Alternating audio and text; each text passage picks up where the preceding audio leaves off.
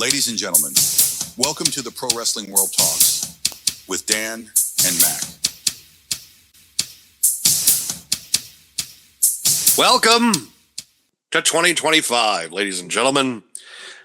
Welcome to PWW Talks. I am your host, Daniel Burke. I am joined, of course, by my ever-present best friend of over 20 years and the co-host of this program, Mac. Happy New Year, Mac. You too. Yes. I'm glad that we're old and uneventful for our New Year's this year. Christ almighty. Complete far cry from what we used to do back in the day. Especially renting out hotel rooms. Maybe jumping into a pool with... that fucking famous night. Like, I still remember... So this is what I think. I forget the dates, but I think it's probably at my best estimation. This is 2006 New Year's Eve, 2007 New Year's Day. So it was 2006, 2000. And so I had went to the casino earlier that day and did pretty well. So immediately I just was like, "Fuck this! I'm on my way." And we ended up. And that was the famous picture also that was taken because we were out drinking and smoking cigars in the middle of like a snowstorm while my bestie was in his underwear running around the parking lot of the Marriott. I don't know how I didn't fall on my ass because I don't know number one, how it was either. cold as hell, and number two, it was snowing a little bit. And there was a light dusting on the parking lot, and I'm just like, I'm gonna fall. And I somehow didn't. Did not fall. Being in my underwear, that shit would have hurt if I did too. Oh my God. That would have been bad. Yeah. That probably would have ended. That may have been if you didn't, if you fell, it would have been just so much worse. I'm just like, I don't know how they're gonna like. How, especially me drunk at that point, I would have been like, how do we help him? Just put some ice on it. It's fine. You wouldn't have helped. You would have just laughed. What are you talking about? Yeah, I would have. I would have laughed hysterically because I would have just been like, you dumb asshole. What are you doing? Yeah, pretty much. I think that's exactly how it went down, too. But I do miss those times just because it's just, that was when everybody was less bitter about the world because we were in our 20s. My brain and my heart miss it. My liver does not. No, God, no. My liver now is probably just like, it's probably the best part of my body. Everything else is just like, you're fucked. But my liver is just like, hey guys, what's going on? Everything else in my body, it's like, go fuck yourself. It's just, he's not drinking anymore, but he's doing like my lungs are just like, you don't understand.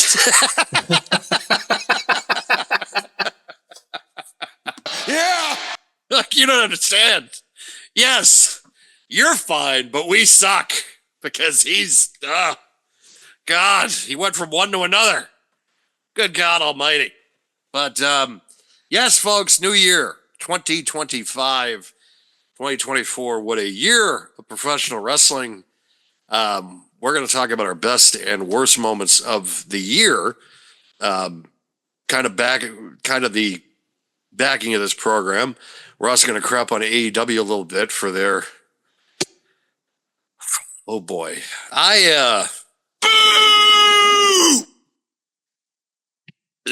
Their new song for Dynamite.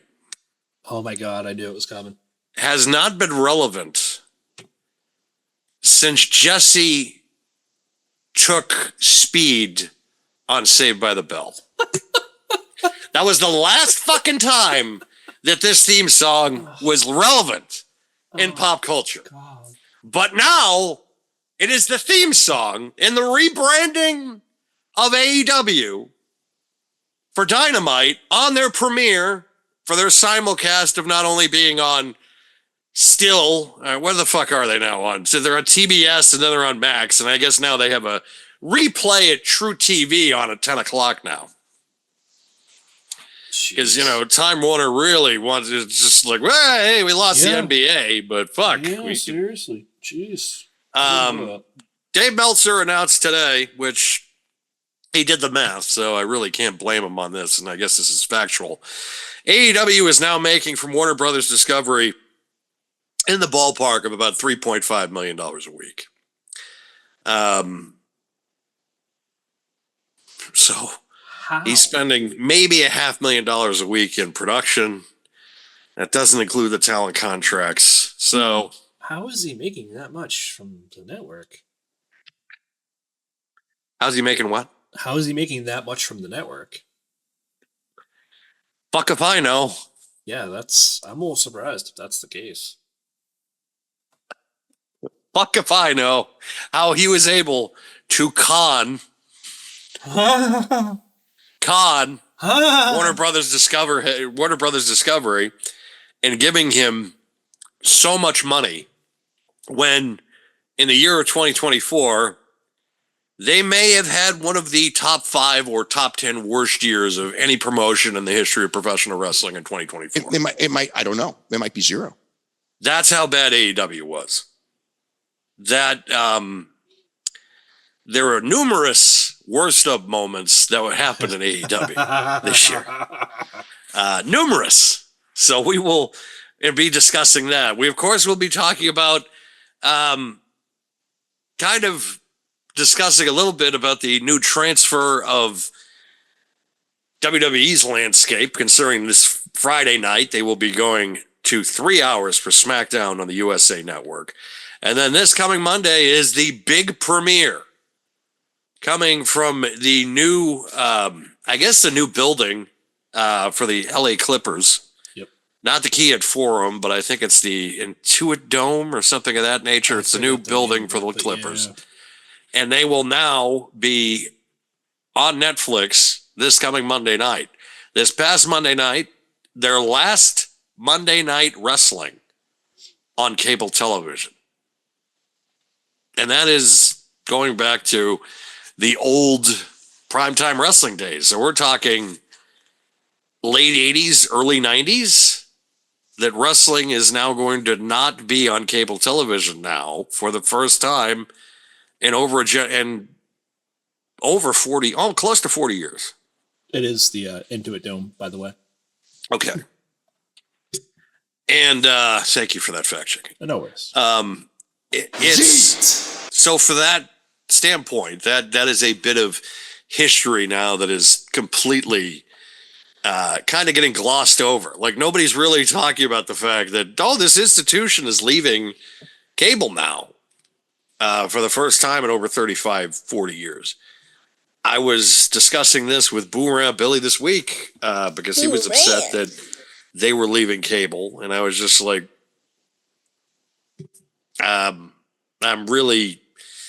don't think it's a sign of the times, but I don't think it's more or less Netflix is going to be a cheaper option for most people. It is.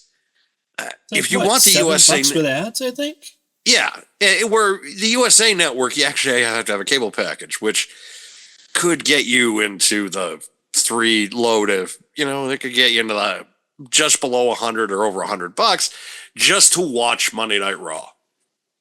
Because it wasn't broadcasted on Peacock or anything like that. You had to wait a month. So if you wanted to watch Raw, yeah, you would have to have a cable package to be able to do that. Now, you don't need one. You'll be able to watch Monday Night Raw on Netflix this coming Monday night and for the foreseeable future. At least the next 5 years, which could turn into longer considering the fact that they have but this is going to now change. Like we're on the precipice now of a historic event in the sense of the professional wrestling now is going to be, the WWE has always wanted that worldwide footprint. Well, with Netflix, they have that. Yep. Now, for the first time ever, Monday Night Raw will be broadcasted live worldwide. And that is a power. Like, there's no time zones now that people have to worry about. There's no tape delay. There's no coast anything. Those days are over. It's over. Monday Night Raw now is becoming an on-demand situation where you can watch it live. If you're on the West Coast, you can watch it at 5 o'clock p.m. If you're in other parts of the country, other parts of the world, you watch it when it's on. And now it's on at one time, but also you can watch the replay later on that day. So it's now become a must-see event because now Netflix has this programming slot every week now, every Monday night. It's consistent. 52 weeks a year, you have this set. And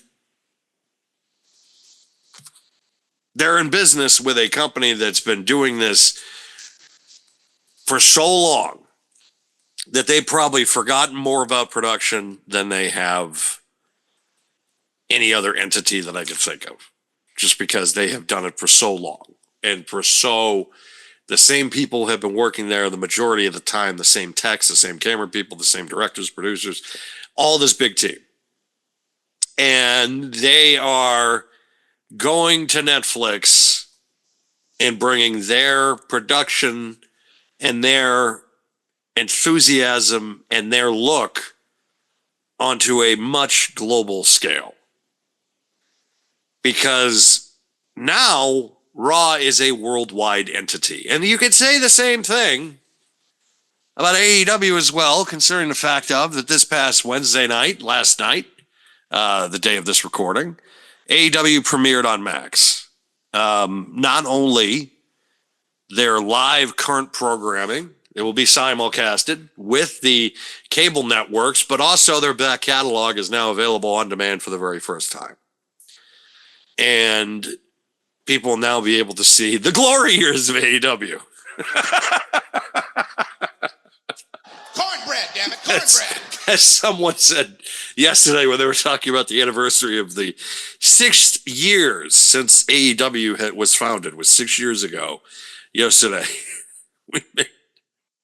They were only good for 2 of those 6. It might, I don't know. It might be 0. It wasn't 0. It wasn't 0, Dave. I'll give you some credit in the sense that you did believe that this was going to be able to be an entity, and it is. I mean, the fact is that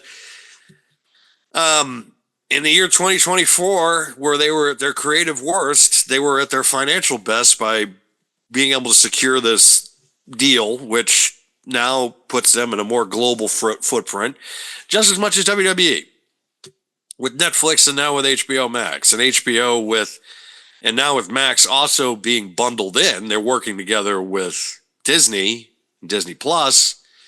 That's going to be able to open more eyeballs again to the product. I would be interested to see the numbers.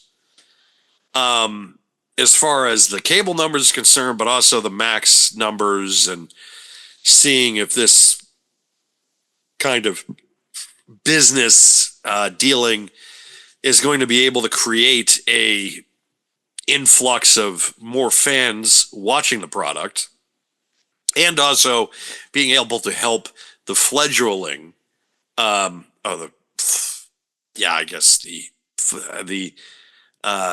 you could put it in better terms of circling the drain financially, that Warner Brothers has been dealing with now for the last few years, especially with David Zaslav at the helm. But AEW now is in a better position financially than they ever have been. WWE is on the cusp of maybe becoming more successful than they ever have been with the Netflix deal. And that's all coming within the next few days. We're in the new year now. We're just 2 days in. Already some crazy shit has already been going on. My God, especially the incident in New Orleans. Then you have a Cybertruck blowing up in front of a hotel and casino in Vegas. And you got a shooting in Queens. It's Plus, whatever the hell is going on in the New York City subway, I don't even want to get into that, for Christ's sake. Jesus. But it's a Smoke. it's been an where there's smokes, there's fire, pal. I mean, it's been an interesting. 2024 was very interesting as far as the world of wrestling is concerned. For some of us, this program suffered some harsh losses over the year, and a lot of the stuff that happened too is there's still things that personally I haven't recovered from. I don't know when that's going to happen. I don't know if ever it'll kind of recover from. It's more or less it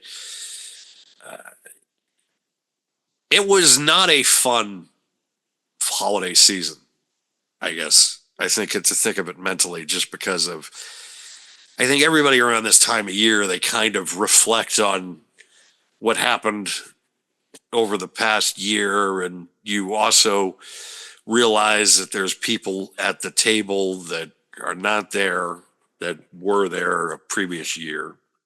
And that kind of wears on you mentally a little bit. This was probably the loneliest, or more or less kind of emptiness of a holiday season I've had in a very long time, if ever.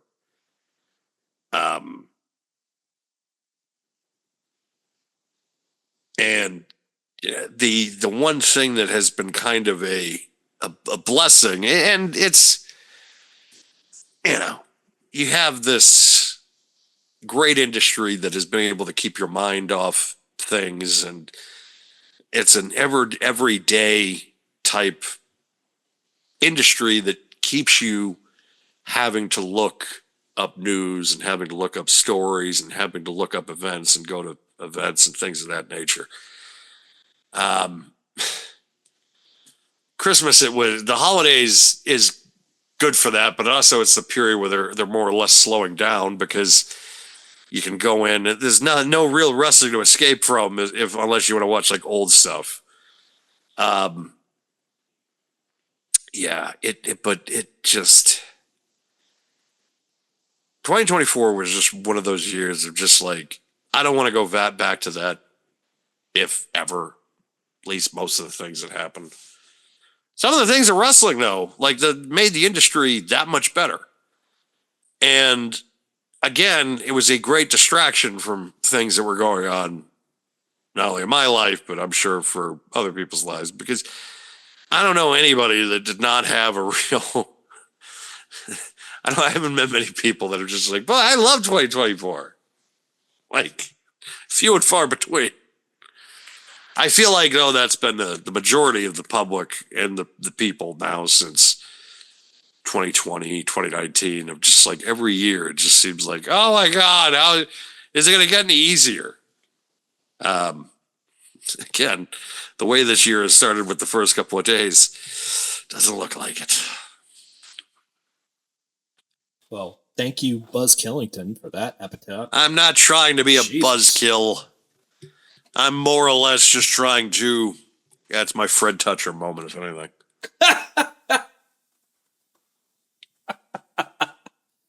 Wow. I love the boss. Like, I was listening to. Actually, I got a text right before we recorded tonight, and it just said, "How the fuck do you think the Patriots are going to fuck the number one pickup?" I'm like, oh boy. I'm like, let's. I said I'm about to record a show, so I don't know if I really want to go into that. Cornbread, damn it, cornbread. Good God Almighty! Just, if Mike Vrabel is not the Patriots head coach by the time we record this program next week, I am going to be. That is, expect a fucking rant, okay? Like, if Mike Vrabel is not the coach by this time of recording next week, there's going to be a good 30 to 45 minutes I'm going to devote to this program, just decimating the New England Patriots before we go in, of course, to the wrestling industry. He needs to be on the team. I don't.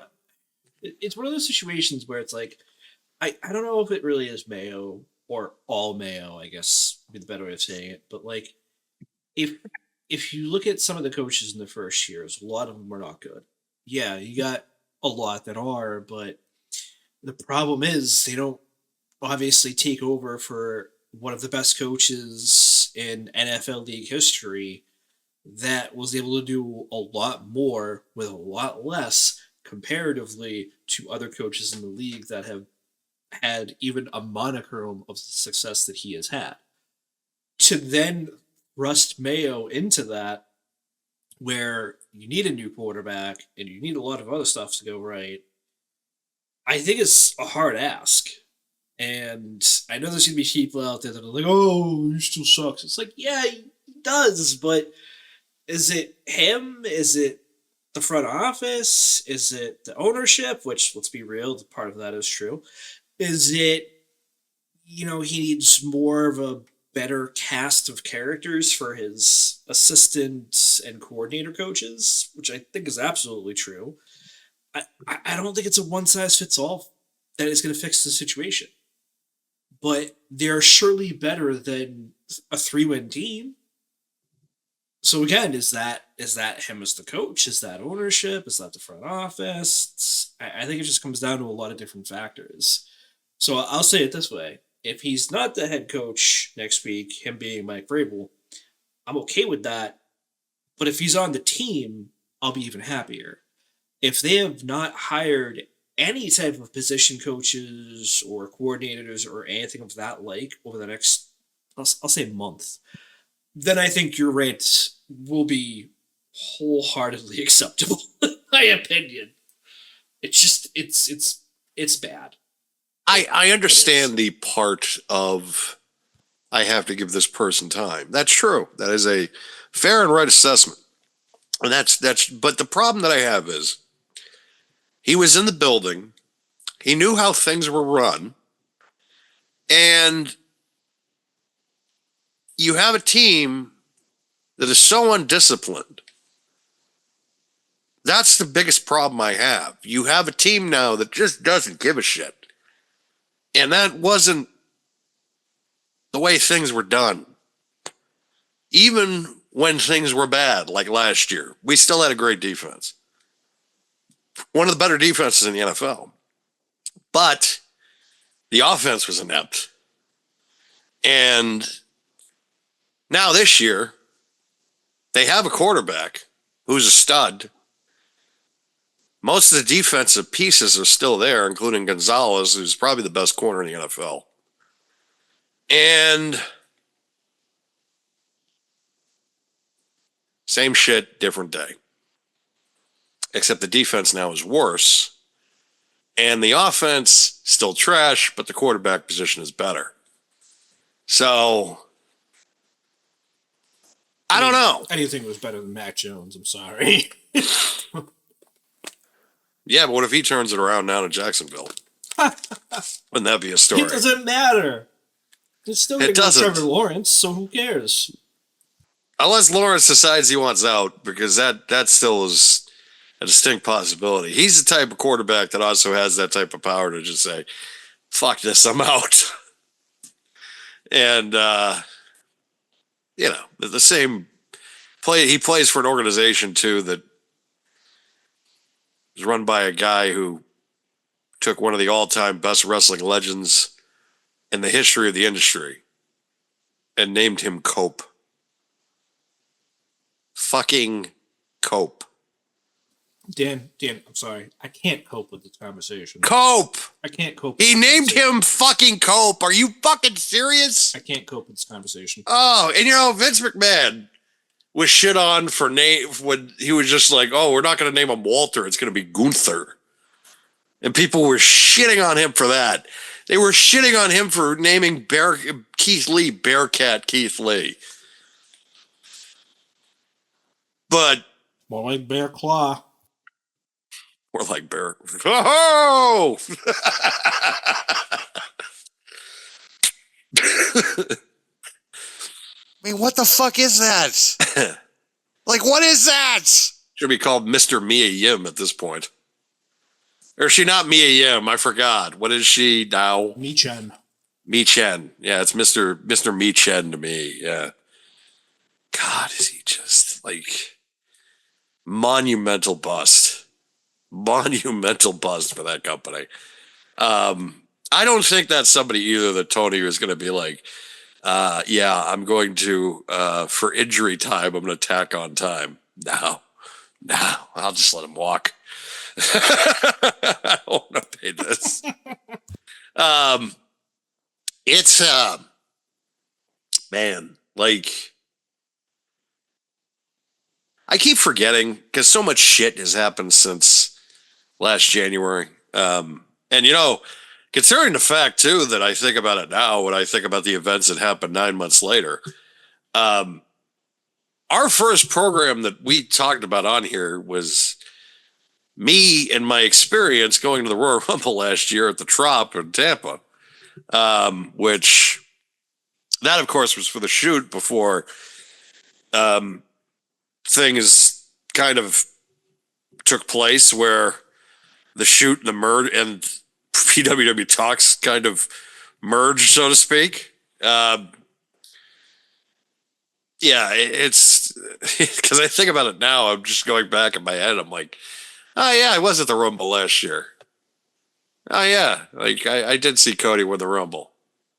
Oh yeah, like and just all the things just were playing in my head again. I'm just like, holy shit! Like I was at that, and then fast forward WrestleMania, and you're thinking all the events of that event over those 2 days, and just what a fucking year, Jesus! But I almost felt like that the year was already made for wrestling in April. I felt like if things ended in April, we would have been fine. Like no one would have complained about anything. But we still had a lot other great stuff happen. And God, I feel like I've just been going on and on all night. Why am I rambling? Help me out here. Jump in. Christ. Like I mean, it was such a buzzkill before. It was great. I wasn't trying to be a buzzkill. I was just trying to be honest on this program, and that's something that, you know, like, hey, I don't know, people could be going through some stuff too. It's you know, I think like this year, it was just hard. It was just difficult. Like, because I think about it now, and I'm like, I wasn't, and I think about I didn't hit up friends really on wish people Merry Christmas and that type of stuff, texting, and it's just, or same thing with like New Year's. Because I don't know if friends watch this and this is their way of being able to like, to see how he's doing. And it's like, yeah, I'm fine. It's just more or less some, because on this program, it's like more or less what I try to do with this, because that's what John and I used to do quite a bit of, where we would just talk about wrestling, but we would also talk about our lives, so to speak, in a vague way. And I'm trying to do it in a sense of that, because it is a new year, and I don't want to be the new year, new me type deal. It's more or less, today was the Thursdayest, Mondayest Thursday ever. What the fucky, what? That was an Office Space moment when he sent that meme to us. I was just like, oh God, I believe you get your ass kicked for saying something like that, man. Like, I mean, I get the reference, but I was just like, really, bro? but it's another dad joke that I'm just like, I'm tired of dad jokes. That's what the one thing with 2025, that just dad jokes need to just go off to the side. Maybe somewhere. I don't know, man. I thought the I Can't Cope With This was pretty funny. That was all right. No, because that's That's because I've heard so many of the cope jokes lately, but that should be ridiculed because it's fucking stupid.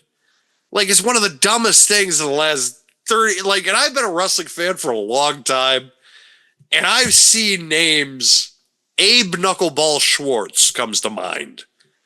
Like, but that's a more creative name than Cope. It's just the rated R superstar Cope. Are you fucking kidding me? Tony, the amount of coke you do, you couldn't come up with something else better than that. Come on. Allegedly. Need to put that out there. Allegedly. Boo ran. Allegedly. Anyway, yeah. Man, I think this year was trying in a lot of different ways, but I feel like it was not trying when it came to watching wrestling and enjoying wrestling. It wasn't like it was fun No, it most was of great. the year, if not the whole year. If you go back to the previous shows that we did, I think there was only one PLE that we agreed was kind of a turd this year, and Oh, 12 months that out made of the my year. worst of list. Of course it did. Yeah, because it was. But to say that out of 12 months in a year when you had multiple PLEs, Yeah. I think it's That's a good year. yeah, That's a really good year. and If you have one really bad show that I could look at glaringly, and it was the problem with Money in the Bank was it was a good show, but the problem is that the main event, the men's Money in the Bank finish fucking sucked. It was dumb. Yep. I hated it. Yep. And then the women's match really didn't blow me away with anything. It was just like a lot of it was good, but it wasn't great. step one, step two, like it hit all the boxes, but that was it. The one the year before And- was definitely better. Oh yeah. But it's just but the right person won. Oh, 100%. So it just that outdid it. Like that I could sit there and be like, oh, right person won. Who gives a shit? The men's match, that could have been the greatest ladder match ever, but the finish sucked. I'm not going to remember the greatest ladder match ever because the finish blew. And that's kind of the part, that's the thing about the industry, but it's also like that with movies too, and TV shows, because there have been so many TV shows over the years we have seen that just they kick so much ass, and then blow a fart either the last season or the last episode or the last scene, and you never want to talk about it again. And that's kind of the way the wrestling business is, where you could have the greatest match in the world, but if the finish blows, nobody remembers how the match is. It's funny because we had that same conversation with Scott Hudson. Yep, It's like, well, we did. if the match is good, you might remember it, but if the finish blows, you're not going to remember it. No, you're not. Like perfect example, I think, is it's the Kenny Omega and the John Moxley, the barbed wire death match they did, the barbed wire somebody, because the match itself was good. The explosion is what everybody remembers, or lack thereof explosion. So that's what everybody remembers, but they don't. But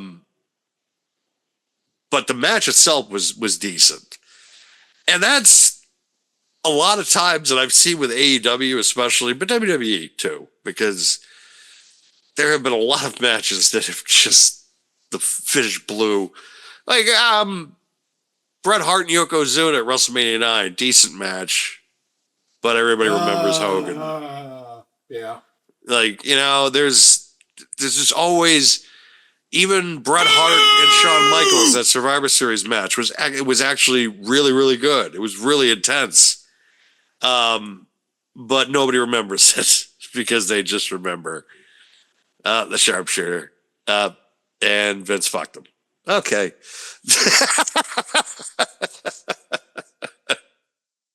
That's how this went. And Vince fucked him. Like, that's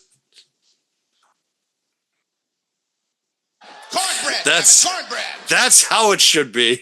Like every time now. And Vince fucked him. What? But why? Everything was fine. Why? Boo ran.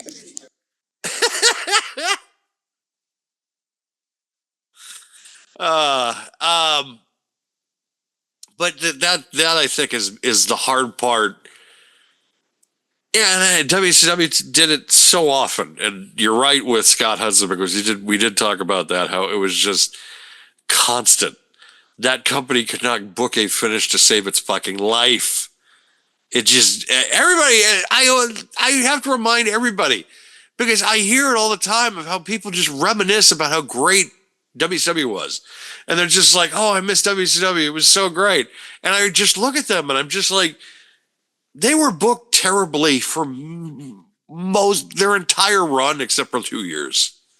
But that's when you ask the question when they say that is what year? Yeah. Because that's the only acceptable answer at that point is to ask what year. Because if you're going to sit there and tell me, like, oh, I missed 2000, I'm just going to look at you like you have no, like, brain between your head. Because literally that is the dumbest response you could say for WCW. And there were some great years that WCW did have where, you know, like they had a great 88, 89. They had a great 89, right? Box office wise, won't tell you. Critically, yeah, they were acclaimed. They were definitely miles ahead in ring action of what WWE was doing. But they didn't have the soap opera storyline that WWE did with WrestleMania 5 with the Mega Powers exploding. And that's all. If you get something that catches fire with a storyline like the Bloodline, I don't care how many 5-star classics you're going to put on. No one is going to care. I think it's funny that we're talking about that and, you know, looking at the landscape now where AEW is doing the exact same thing. They're not booking like major storylines. They're just booking booking matches for the sake of having matches. Exactly. I think that's well, yeah, because I think one of my biggest criticisms of them last week was the whole tournament, Continental Classic, where, and this technically is a year in review, folks, so I can go into this, and it's really not like I'm off the beaten path. But when you have a tournament where you have a guy that is young and people are really getting over with him in Kyle Fletcher. Kyle Fletcher's beat Will Ospreay a couple of times. He beat Okada on television as well. So this is a guy who has pinned 2 former IWGP world champions in a short amount of time. Not only IWGP world champions, but highly regarded and highly respected IWGP world champions. And you have this guy beat them on your TV. The semifinals are booked for World's End. And you have him lose in the semifinals to Will Ospreay, who he's already beat.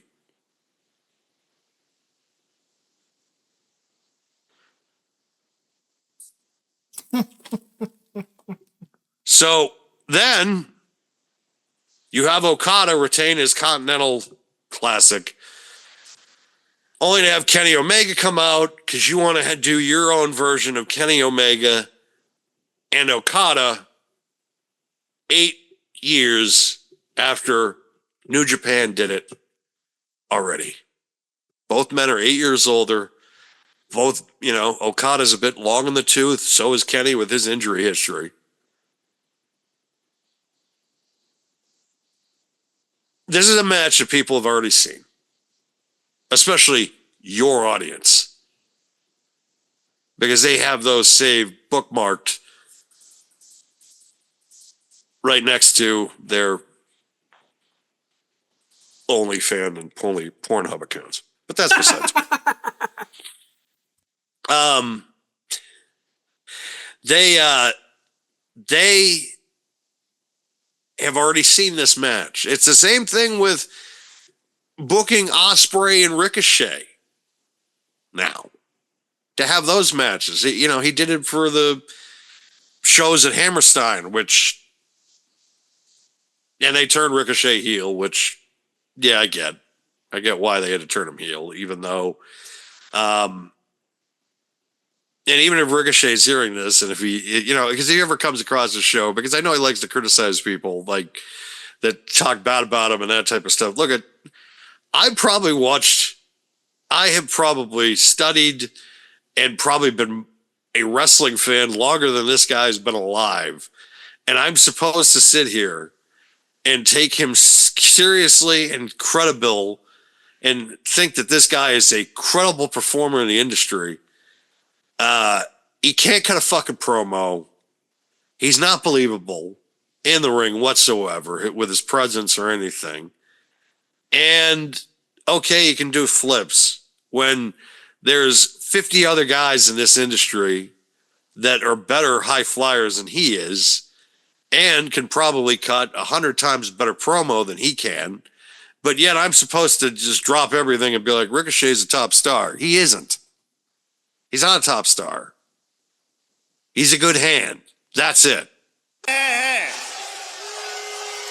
Shut up, bitches. Okada's a top star. Kenny Omega's a top star. Will Ospreay's a top star. Ricochet's not a top star. I know in his own mind he thinks he is, but he's not. He's just not. He has go away heat. He signed with AEW. That fan base was clamoring for him to go there. That's all I've heard about since AEW was made, that Ricochet is going to be perfect for AEW when he gets out of his contract. And he has been the same performer that he was in WWE and AEW. But He's on all TV more, flash, that's the thing. no substance. He's on TV more. That's the thing. He's on TV more and he's just played like a fool. Everything that they've done on TV for him has been awful. They have done him no favors whatsoever. Oh, but he attacked Swerve Strickland last night with the scissors and now he's a heel.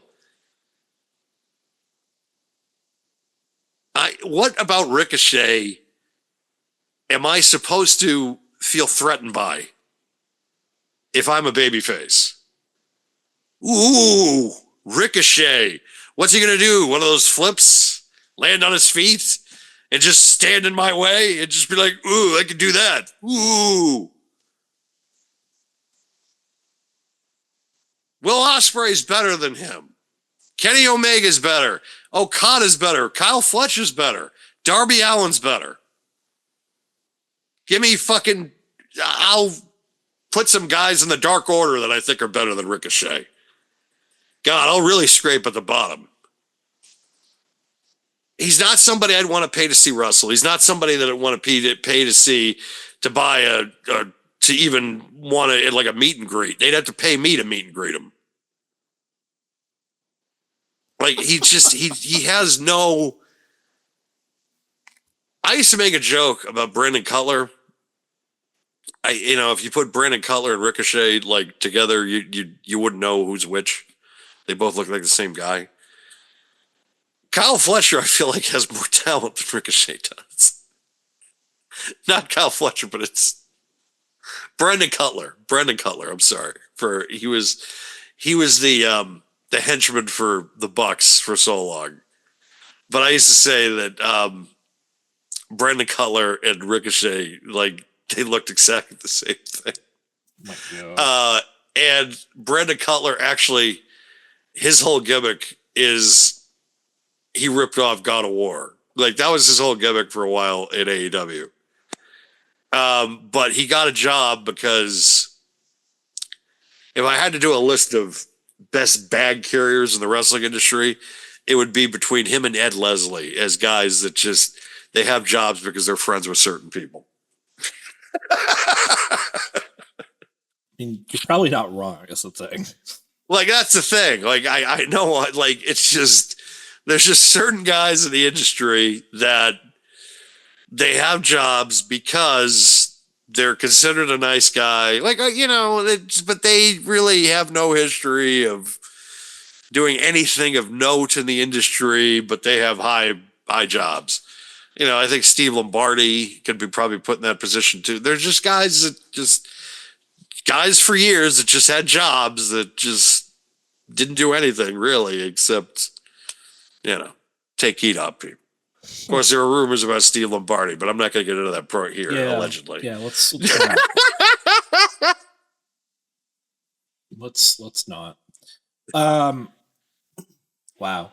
We're like way off of top moments of 2024 at this We're point, I feel not, like. though, because we're talking about the worst and the best of 2024. So, Oh, okay. So I guess, worst, at least on both of our lists, is definitely Ricochet. Anyways. oh my God, he is so, is he on your list? He better be. Of course he is. Fuck. I didn't even really do a list because I knew, like, as we were talking, this would come up. So I feel like we don't need to really do lists per se. But yeah, Ricochet being an AEW is definitely up there for me. It's funny, as you were talking, I was looking at the Wyatt Six, right? Because I feel like that's been a positive. Is it on anybody's list? Who's to say? It depends. Yeah, but it's been somewhat engaging here and there to watch. Here and there being the operative wording of that statement.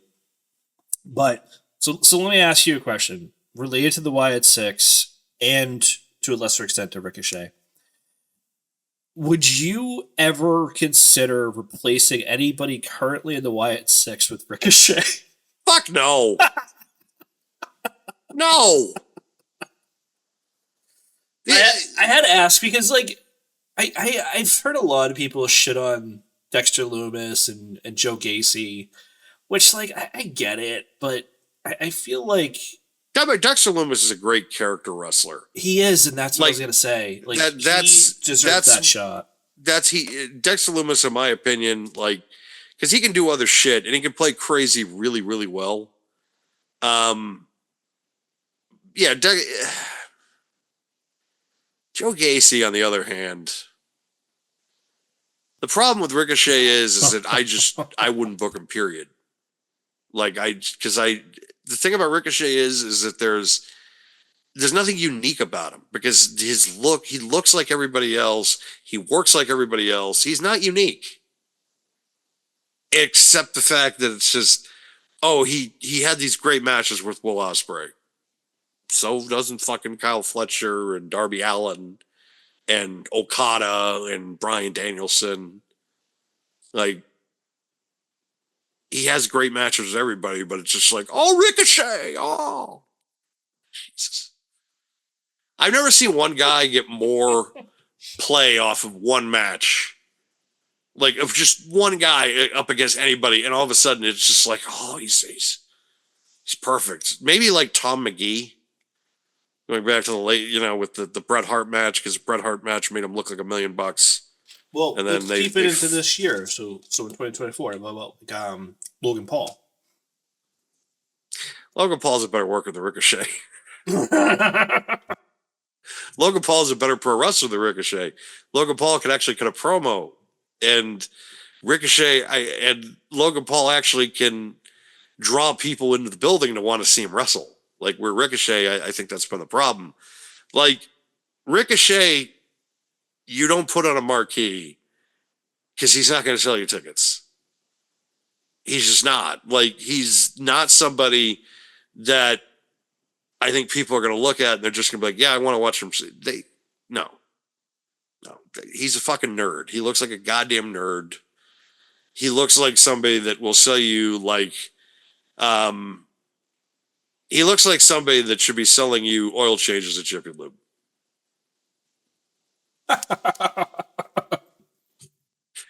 And Are we still talking about Ricochet, or are we talking about Wheeler Yuta now? Well, really, Yuta should be selling you mufflers, but Ricochet is at Jiffy Lube selling you oil changes because Wheeler Yuta at least has some skills that they at least put him and do mufflers.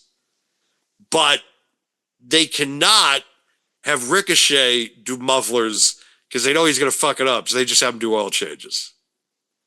It's just Ricochet. You're just going to do oil changes all day. That's it. Don't get cute or anything. Just do oil changes. Really, you could do with the mufflers. Yeah, we're just going to have you do mufflers. We trust you with the mufflers. Again, because he's more skilled than Ricochet. Okay. I love this. This has been eye opening. I feel like This is a fun game. I like for this. me and a lot of people. I feel like this will be. I'm sure that there's 3 people out there that probably find this entertaining. Boo ran. On that note, Yeah, he's one of them. yeah, that's why I played it because I knew he was the one. You, me, and him, basically. Yeah, I mean, listen, I got a lot of pictures from throughout the year. A lot of them WWE centric because I feel like there's more to talk about there. I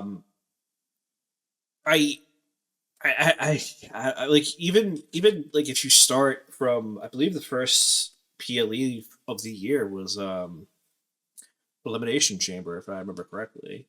If not, It was the Rumble. Yeah, okay, yeah, you're right. The Rumble was the first one, that's right, and that was the one that you went to.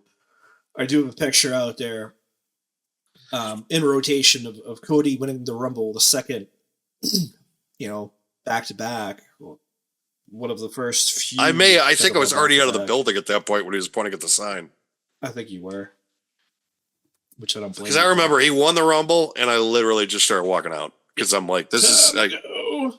well, because I had to make sure I got my ride and stuff. So Yep.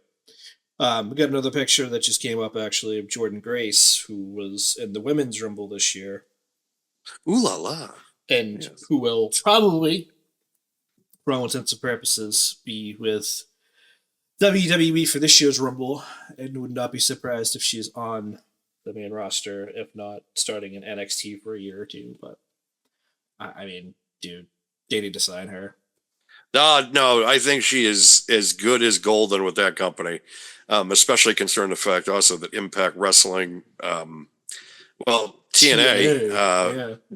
has re-signed, that was kind of a surprising move considering the fact, not because of the allegations that were made, because of the fact that when they made her the world champion, she pretty much said, fuck you, I'm not defending the title. And, but of course that was during the pandemic too. So she can make the argument that she just didn't want to cross, because I believe she was in Mexico at the time because of her husband. So she probably didn't want to travel, which at the time is fair. Right. But she really didn't do herself any favors considering the fact that there were already those allegations made when she became champion of Impact, or TNA for that matter. And now though, she's gotten a second chance, and this is kind of her last chance, because if she flames out in TNA, that's it. And I know that the reports are that Jordan is apprehensive about working with her, which when you're a locker room leader, anyways, let's before we even go any further, her contract is up, I believe, the day after their pay-per-view, yes, or she's extended through to that point to Yes. work the pay-per-view, and that's it. So there's been no word about her re-signing. Can't imagine why, because she's probably going to sign with WWE. yes, So it might not matter. And even if she works with her one pay-per-view, I don't think she's going to be objecting that much, I guess is the best way to say it. I think that maybe it's she takes being the locker room leader of the women's side in Impact maybe very seriously. Sure. And maybe she's trying to put on the face of, I don't want her in the locker room, and she's trying to stay supportive of all the female talent, but also at the same time, people can change. I'm not saying that Tessa Blanchard has, We'll have to so see. don't jump on don't people jump on me for that. I'm not saying that she has, because what she did was, and what she's been accused of, is reprehensible. And not only some of the comments that she made are just atrocious, but also some of the actions that she made against her fellow female talent. Not just the words, but also some of the actions are also atrocious. Yep. If she was blackballed for an entire career, I'd completely understand. However, there have been far less talented people that have gotten multiple chances in the wrestling industry. And Oh man. she is extremely talented. And I believe a second chance is a little warranted here. And if she has her shit straight and really wants to make amends, and also, because look at, I do not expect her to go to AEW. But if she has a good run in TNA, I fully expect, because look, there is always going to be money on the table for Tessa Blanchard versus Charlotte Flair. There's always going to be money on the table. And you have to realize why. I do. Most of the wrestling fans do. But that is a built-in storyline there because of two factors. One, Charlotte being one of the best ever. Tessa technically is one of the most sound performers I have ever seen as a female talent, which is why I believe she has warranted a second chance. And of course, the factor of Tully and Rick, Yep. two members of the Four Horsemen. Yep. That is money. You do not want to walk away from that. That is a built-in SummerSlam or WrestleMania. Fuck that. It is a built-in Mania storyline. It is built the fuck in. Yep. All of that. And especially, too, with a lot of the stuff that has happened with Tessa over the years, them being able to turn that and make that into money. There's so much of this that people like, because, and I've always said it, I've always been on that story that said Tessa in WWE makes sense because you can do Charlotte versus Tessa Blanchard. I am sure Charlotte is probably also behind it, just being like, really want to bring her in because that is built-in money. Like, that is built-in money right there. Just a Royal Rumble moment of Tessa Blanchard coming out and Charlotte and her in the ring, and just the two of them in the same, everybody in the fucking building would just immediately know what that would mean. Yeah. There is always money on the table for that. There's always been money on the table for that. I don't consider her getting a second chance in TNA a bad thing. I understand why people do. But again, going back to what I said earlier, there have been far less talented people than Tessa Blanchard that have gotten more than one chance. And it's a shame that some people who are extremely talented and did fuck up once, twice, that never got another chance. 3 times a lady. Yeah, I know. Pretty much. Yeah, I mean, listen, I remember, I think it was 2 years ago at this point, when Rick Steiner had some things to say about certain people at, one of these presser events where he's doing autographs and stuff. And I remember looking back like, oh man, I hope you don't ruin Braun's push now, because that would really suck. And it really didn't. Some people can sit there and say, oh, well, they deleted it. And it's like, well, did they though? The dude's like, what, 28 now? 27? I No. don't think it delayed shit. Well, plus two, that, because you think about Scott, it's all out there with some of the things that he said and also said about the people in charge. but still they don't hold a grudge on Braun for really anything. Even though what his dad said was completely stupid, because he should have figured in the back of his mind, fuck, my kid's working for the, damn it, they're just giving him a push. Shit. That should have entered into his head at least a little bit, to realize, hey, I got to realize that my kid here could be kind of especially too, because I think, I don't know if Vince was in charge at that point still. So I don't know, because knowing him, he's somebody that just like the second there's controversy, he's just like, oh, no, take it off him. Like, it's just, that was his mindset for a long time. And, like with, when RVD got busted on pot, fucking next day, they're just like, yeah, you're dropping the belts. It's like, really? Just for pot.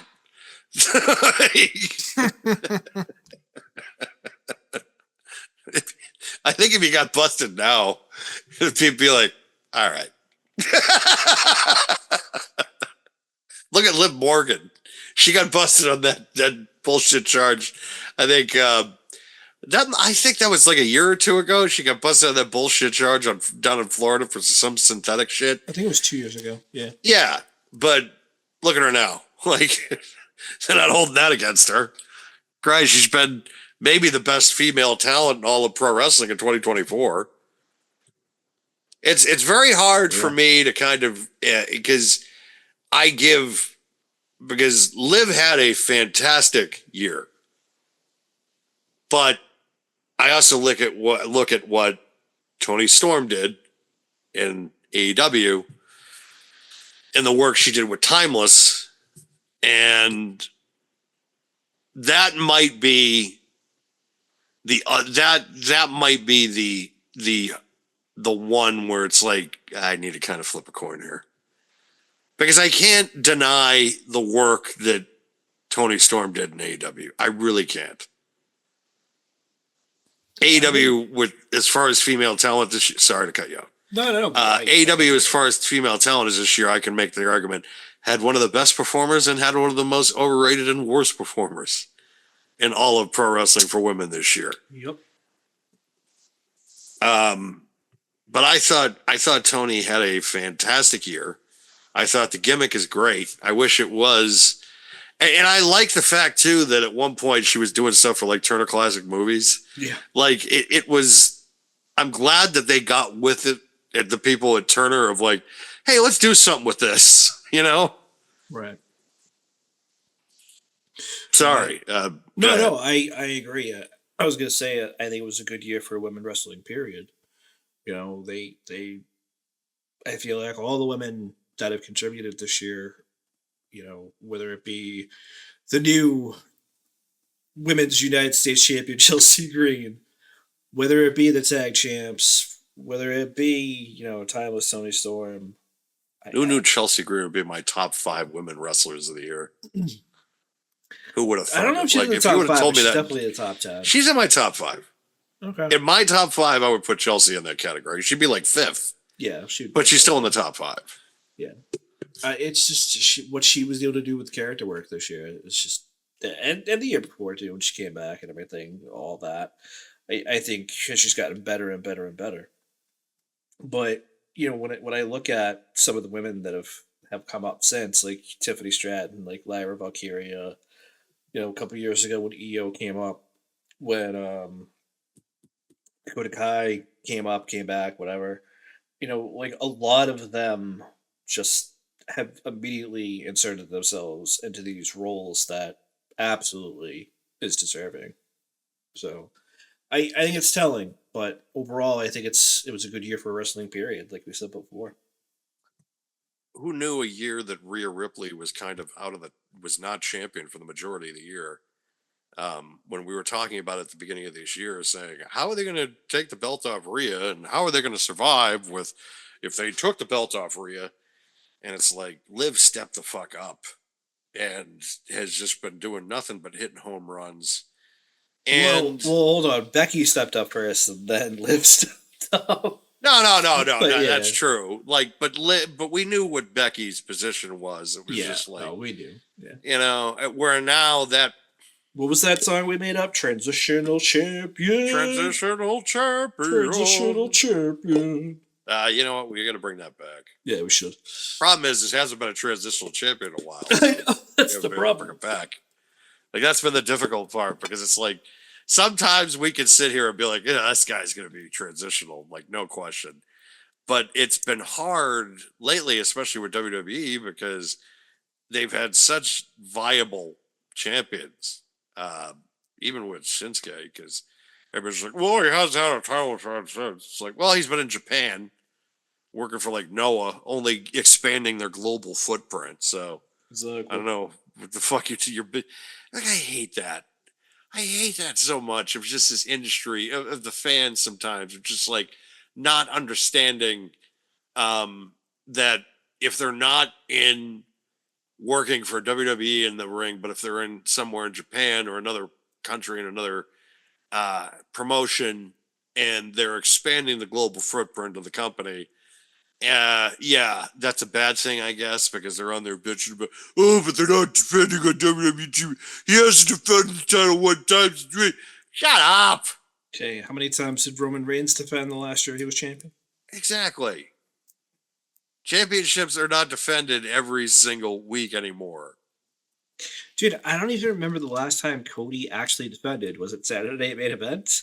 Yes. And now he's going to go from Saturday Night Main Event, which was the last 2-3 weeks of December. And he was not booked at all for Survivor Series. He was not posted off the Survivor Series. But my point is, at least going into now, it's just like he's not going to have another match, probably, or at least a title match until Royal Rumble, which is now pushed into, what, February 1st, I think? Something like that? Yeah. So, what's your point? Like, like, okay, he's going to go like a month and a half between title defenses. Oh, but Kevin Owens hurt him. Yeah, okay, but did he, though? I mean, it kind of works out, but it's also a pain in the ass because, well, actually, it works out now better because you think about it with the NFL when the conference championship game, I think, used to be the same day as the Rumble. But now I think you're right. Yeah. Now there's the break. There's that week. Yeah. Yeah. So it's like the conference championship game, and then it's the Rumble, and then the week after so that's actually pretty good. Like, because now the whole weekend is just devoted to the Rumble instead of, because now the plan is, because the talk around town is that TKO wants to make a lot of some more WWE pay-per-views 2 nights. So Royal Rumble, the being one of Rumble them, yep. is probably going to be one of them, which actually kind of makes sense. Yeah, because you could do the women one day and you could do the men Exactly. the next. That Yeah. gives you now the ability to I'm actually all because some people are probably like, okay, there's some shows they don't need to. Right. Okay, maybe SummerSlam they don't. But you know what? I'm okay with it because Wait, you're on the right track, and I know what you're gonna say, because there are some that absolutely would benefit. You're right. SummerSlam's not one of them. no, However, as a marquee summer show, I get why they want to I do it. get why they're doing it. Because they However, want to make it like a festival weekend. Exactly. Which I get. Like that's kind of because that's the norm now in the summer. Like they did the music festivals are huge. Yep. You know, these pilgrimages and that type of stuff from these people. And that makes complete sense on why they're going to do it in the summer. Right. And But- I don't know about Survivor Series though. They could though with War Games, I guess. See. but- That's what I was gonna say. I actually think Survivor Series and the Rumble would benefit the most. yes, Maybe they even would. to a lesser extent, Elimination Chamber, right? Maybe any- Money in the Bank too. Yeah, I was on the fence. I did hear Maybe. Money in the Bank might be one of them as well, though, honestly. But any of those upper echelon gimmick matches that you pull out for these said events, right? Survivor Series, whether it be the War Games match or just the regular Survivor Series match, which, you know, I hope they kind of bring it back at least, maybe alternate years. I don't know. Right. The Royal Rumble obviously is 2 hour plus matches on the card. That doesn't leave a lot of room for anything else. Money in the Bank. I don't think those matches are an hour, but they're 30 plus minutes depending, right? Right. Elimination Chamber, you can make the same argument. So I wouldn't hate that. But the problem then becomes it's like you're running into this situation like WrestleMania weekend, right? If you look at WrestleMania weekend, because I pulled up the card list, or not the card list, but all the stuff that would happen this year, just for the PLEs, right? So WrestleMania weekend was the 6th and the 7th of April. You also had Stand and Deliver, right? Which was that Saturday midday before the event, right? Or the pre-show, I guess. Friday night you had SmackDown, which is moving to 3 hours this year. Then you're gonna have the Hall of Fame right after that. Then you had the Slammy Awards, I think Sunday morning. It's so much shit. So, granted, I understand it's not going to be like the same thing here, where you're having all these different things around night one, night two of, say, SummerSlam moving into 2026. But it's still a lot to do, man. Plus It's a Easter lot. weekend Yeah, this that year too. is WrestleMania is going to be on Easter weekend, which kind of does help me because I used to take Friday and Monday off, and now working for a school system, I have Good Friday off anyways because it's observed, so I don't have to take PTO time. And I think I have that Monday off too because in the state of Massachusetts, we celebrate Patriots Day, which pretty much they should just name it Marathon Monday because that's the only fucking reason that they had to come up with a state holiday. Because it's like, well, we have to shut down Lexington between 26 miles from Kenmore Square to why? Aha, bud. Yeet! That's all it is the biggest pain in the ass. Like, as far as Yeah, I know. it's the biggest pain in the ass holiday in the whole fucking state. And it's the only, I guess when we were younger, it was fun because some of us used to drink, but that was always fun. That was the only acceptable day. Well, that and St. Patrick's Day, the only two acceptable day drinking days in this state is St. Patrick's Day and Marathon Monday. That's it. Yeah, that doesn't fly with me because every day is acceptable. Well, if it's parade day, also a good day to drink. Touche. And again, if you're not from this city, you don't understand what Parade City is. So if you're from Cleveland, you've only had one parade day in your life. So that's pretty good. So let's say you're in Jacksonville, never seen a parade day. Let's say you're in Toronto, you've never seen a parade day. Well, that's not true. They saw the Blue Jays. And the Raptors. Not the Leafs, though. 67. These guys suck. Anyways, La la la la la la la la. Jets suck. They really do.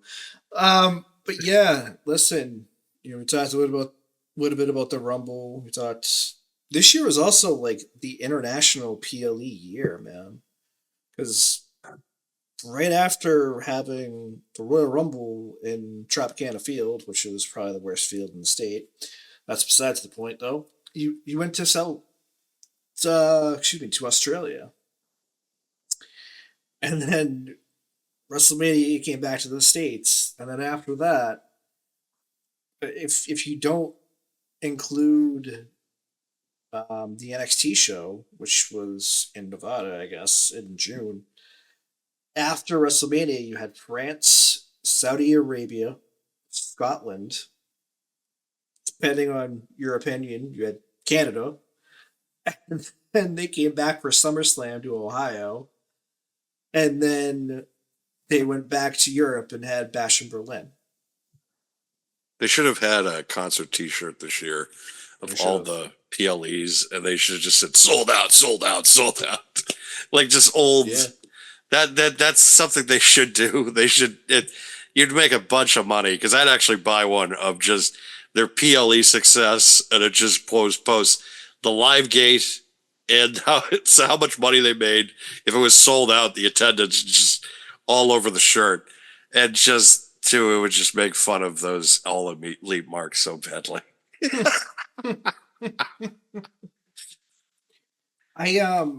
Take those 81,000 and shove 'em up your ass. Yeah, it just what are they gonna do in Texas? You know, definitely not 81,000 Maybe 20 if they're lucky. if Big the if. pre-sales are at about 10 so far, which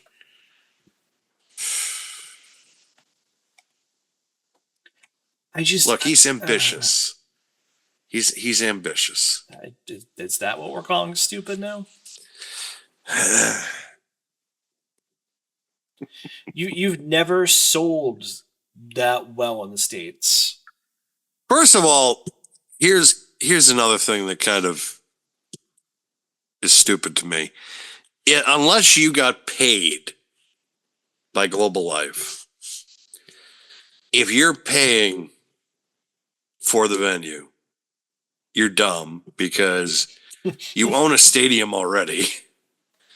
You could just have a stadium show at the one that you own instead of paying the people at Global Life to rent out a show that it's going to look like Clash of the Champions 89, the Raging Cajun, when they were in the Superdome and they only sold 5,000 tickets. I remember I came on the show once and I said the best thing that I in my opinion, that he could do was to Hold. to hold, yeah. There's so many other things I could say to that. One of the best things he could do was to not hit. But also, how do I say this? To have a building on the Jaguars site and run it like the Performance Center. Because that would work. And I get it. There's, why would you do that? You have so much talent. It's like, yeah, well, who's paying to come see it? Not many people. You had a couple good shows here and there. Don't get me wrong. I'm not going to say it. I don't know what the official number is for All In when it was at Wembley, but the second year you did not do as well. You've also never done well in the States enough to warrant you getting a stadium show in Texas for All In. And on top of that, there are so many better options, which would be a smaller venue and probably work and look really good. One of those places I'm thinking is that that arena in Vegas. I forget the name of it, but it's like that dome thing that has the light shows outside. Oh, the Sphere. The Sphere, the Sphere. yeah, whatever the hell it's called. I don't know. Like, you could probably do something inside there, and it would probably look pretty damn decent. But you'd rather do Texas, where you're not going to sell a decent amount of tickets enough to where it's going to look good on television or on pay-per-view, whatever you want to call it. Like, it's not going to look good. So I think he needs to increase his green screen and AI budget, maybe. It's the only way he's going to fill those seats, my guy. It's I want to be able to come here and at some point and be like and talk about good things about AEW, but it's hard. It's hard for me to always, and I was talking about it with a guy who was a diehard day one, and we were talking, and he's just like, I don't even want to talk about it because it's just like it's not even funny anymore. Now it's just sad and like pathetic because you can go on the history Now, you can go look at their back catalog and you can see this company. You can see the vibrant fans. You can see the announcers caring and knowing what's going on. Excalibur, there's a lot of people that don't like that Excalibur. Jim Cornette calls him Sockface, which is hysterical as far as the name is concerned. It is hysterical to kind of think about it. Like every time it says Sockface, I just start laughing. But as an announcer, I think he's fucking great. I think Excalibur is a fucking great announcer. When he also can do that, when they give him like 45 seconds, he's got to go through like an entire card of a pay-per-view and he just fucking machine guns it. That takes a lot of fucking skill and talent. Yep. And that he is a very knowledgeable guy. That's one thing I can never say bad about Excalibur. I think he's a fantastic announcer. I think Nigel McGuinness is a fantastic announcer. I think Tony Schiavone is a good third mic. He still is also a good presence to kind of have as like an in-ring announcer or a backstage guy. So their announcing is great. I like their announcers. When Taz is involved, I also like it because I think Taz is a fantastic announcer. It's everything behind the scenes that I hate. It's the booking that I can't stand. It's the drama that comes from there that just seems to, it's just never ending and it's constant. You just hear all this stuff coming out and it's just the leaks. They have more leaks than Watergate, for Christ's sake. It's amazing. They literally do. Like they have more leaks than the Nixon administration do because it's something happens and you know about it, you read about it the next day and you're just like, this can't fucking be real. And then you find out a week later that it is real. And you have a guy, a booker that has said long-term booking is not our business anymore. What?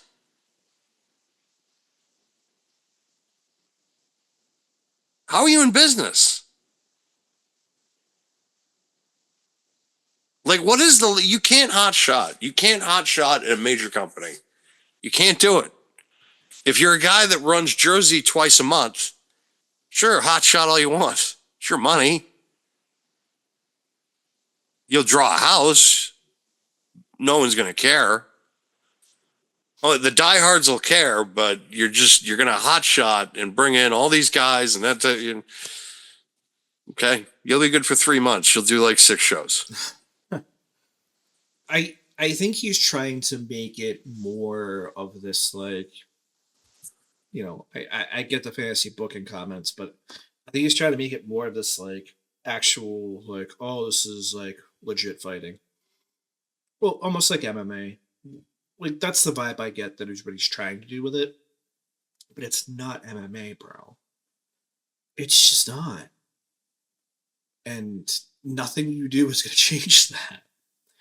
And, you know, like, is every match need a story? No. Does the story help some of the matches, though? Yes. Is it going to help your low to mid card? No, probably not. It depends on the context, though.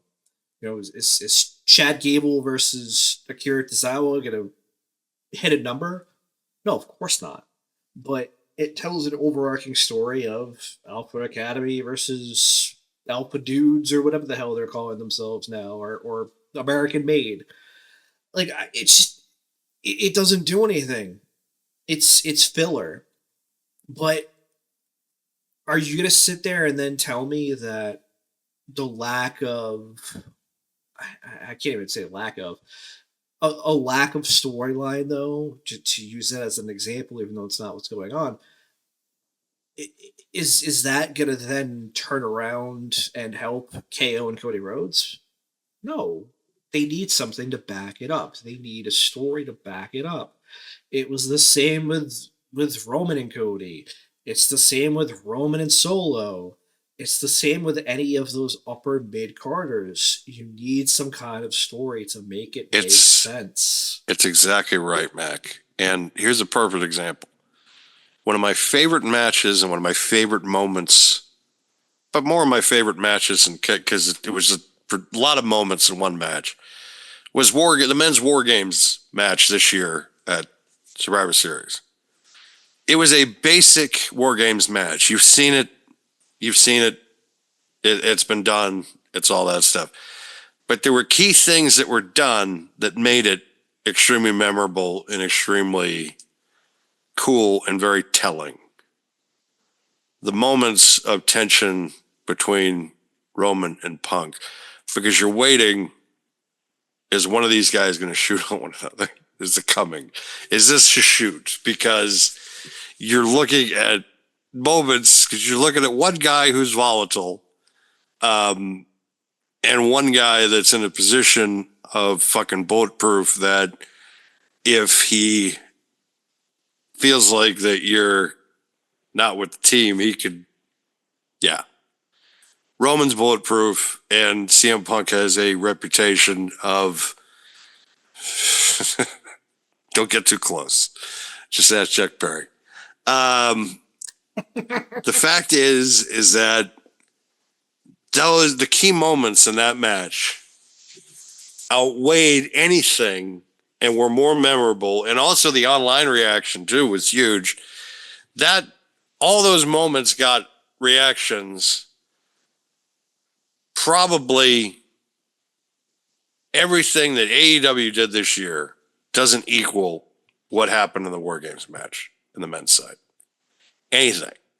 As far as people talking about it. Yeah, I know people talk about Sting's retirement. And that was a cool moment. I can't deny that.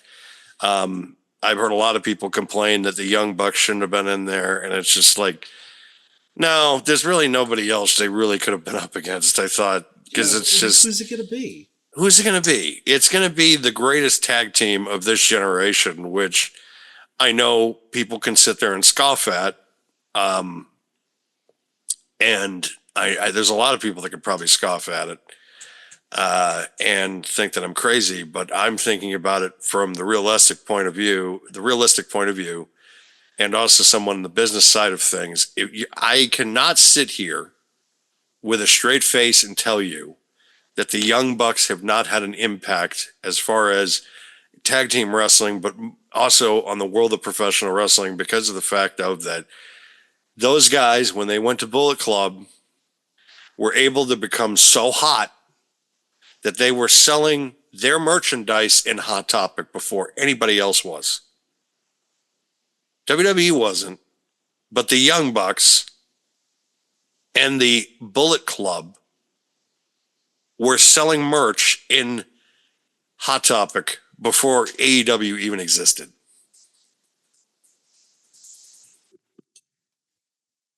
There's no fathomable way that I can sit here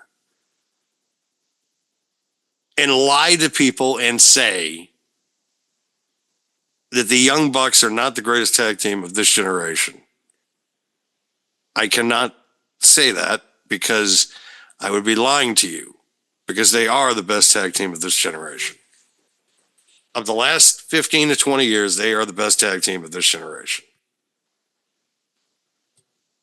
And that, I'm sure, bothers people, but it's a fact. Well, hold on. What about the Usos?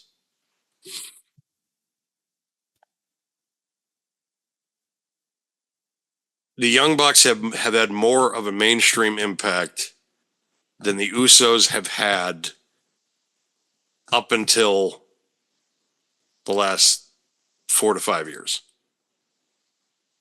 Because the Young Bucks, in my opinion, the Young Bucks had more mainstream appeal than the Usos did from like 2019 through 2020, the Young Bucks had more mass appeal.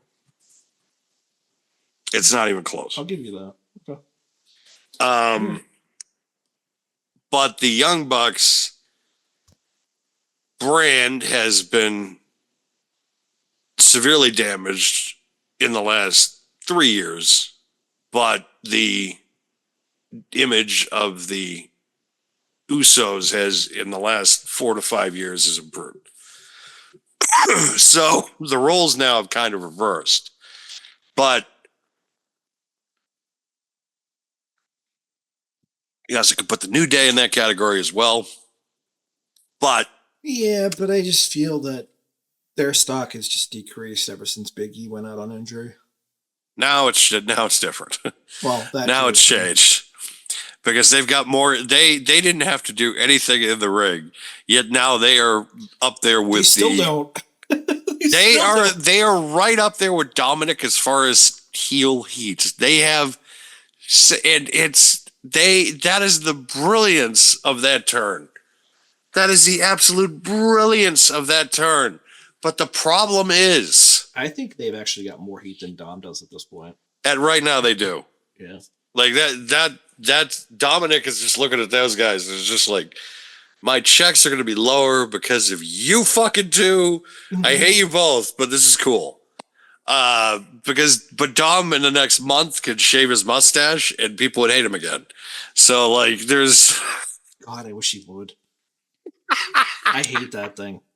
Shave it already. Fucking terrible. It is. Like, it literally, he just looks like he took a comb and that's his fucking mustache. Like, he's gonna get to a point where he's just gonna start doing like the Raleigh figures type thing, and he's just gonna be like, he's gonna have a monocle with a fucking top hat.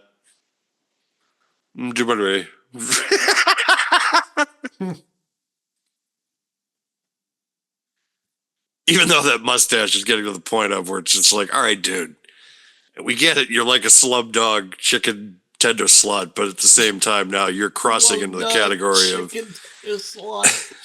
You're crossing into the territory of selling weed in like an elementary school parking lot. Like, you're crossing into that category now. Like, I do want to go back to the Young Bucks for a second, because it was a better segue there than fucking Dominic Mysterio. Not so much about the Bucks, but about AEW to a certain extent and other talent to a certain extent. So I included it in some of the slides, but WWE, not just from AEW alums, but in general, including them, had a really big signing of free agents this year. oh, they sure did. And I have a couple, obviously. You know, Cody was not this year, but Cody won the title this year. All Ego Ethan Page, another one, Lexus King or Brian Pillman Jr., if you will. There's a couple other ones too. That Sean Spears they brought back and made him relevant. Yep. I mean, they made all Ego Ethan Page relevant. They made Ego. They gave all. Well, the thing was with all Ego Ethan Page is that HBK wanted the guy before he went to AEW. Yeah. Like, he was courted even, and then he decided, because at that point there were certain people in charge that I guess he didn't trust with the direction of his character, which is fair. I've always said that up until 2022, it was a fair argument if you wanted to leave because you felt like that your career would have been better creatively in AEW. I understood that position 3 years ago, 2.5 to 3 years ago, but times have changed. The fact is that Ethan Page has become that much better and is that much now bigger of a star because of it. Lexus King is now more relevant and also now has been able to not be Brian Pillman Jr. anymore is now in a position where it's just like, well, that's Lexus King. Yep. Which that's the best possible thing you could want. Sometimes is being a second generation talent. Yeah, there's sometimes where the name kind of helps you along the way, like Randy Orton. But Randy now is in a position where it's just like, that's Randy Orton. Like they're not thinking that's Bob Orton's kid. They're thinking that's Randy Orton. Do you think that's kind of a generational thing now at this point? Because we could probably say the same thing about Cody too. We could say the same. Yeah, you same can thing say. about I think Roman, we're getting different close with shows. Cody. We're getting close. I think in WWE lexicon, yeah, he's. Even though I think in the world of professional wrestling, I think Dusty his shadow is just so huge. Oh, I totally agree. Even though I think Cody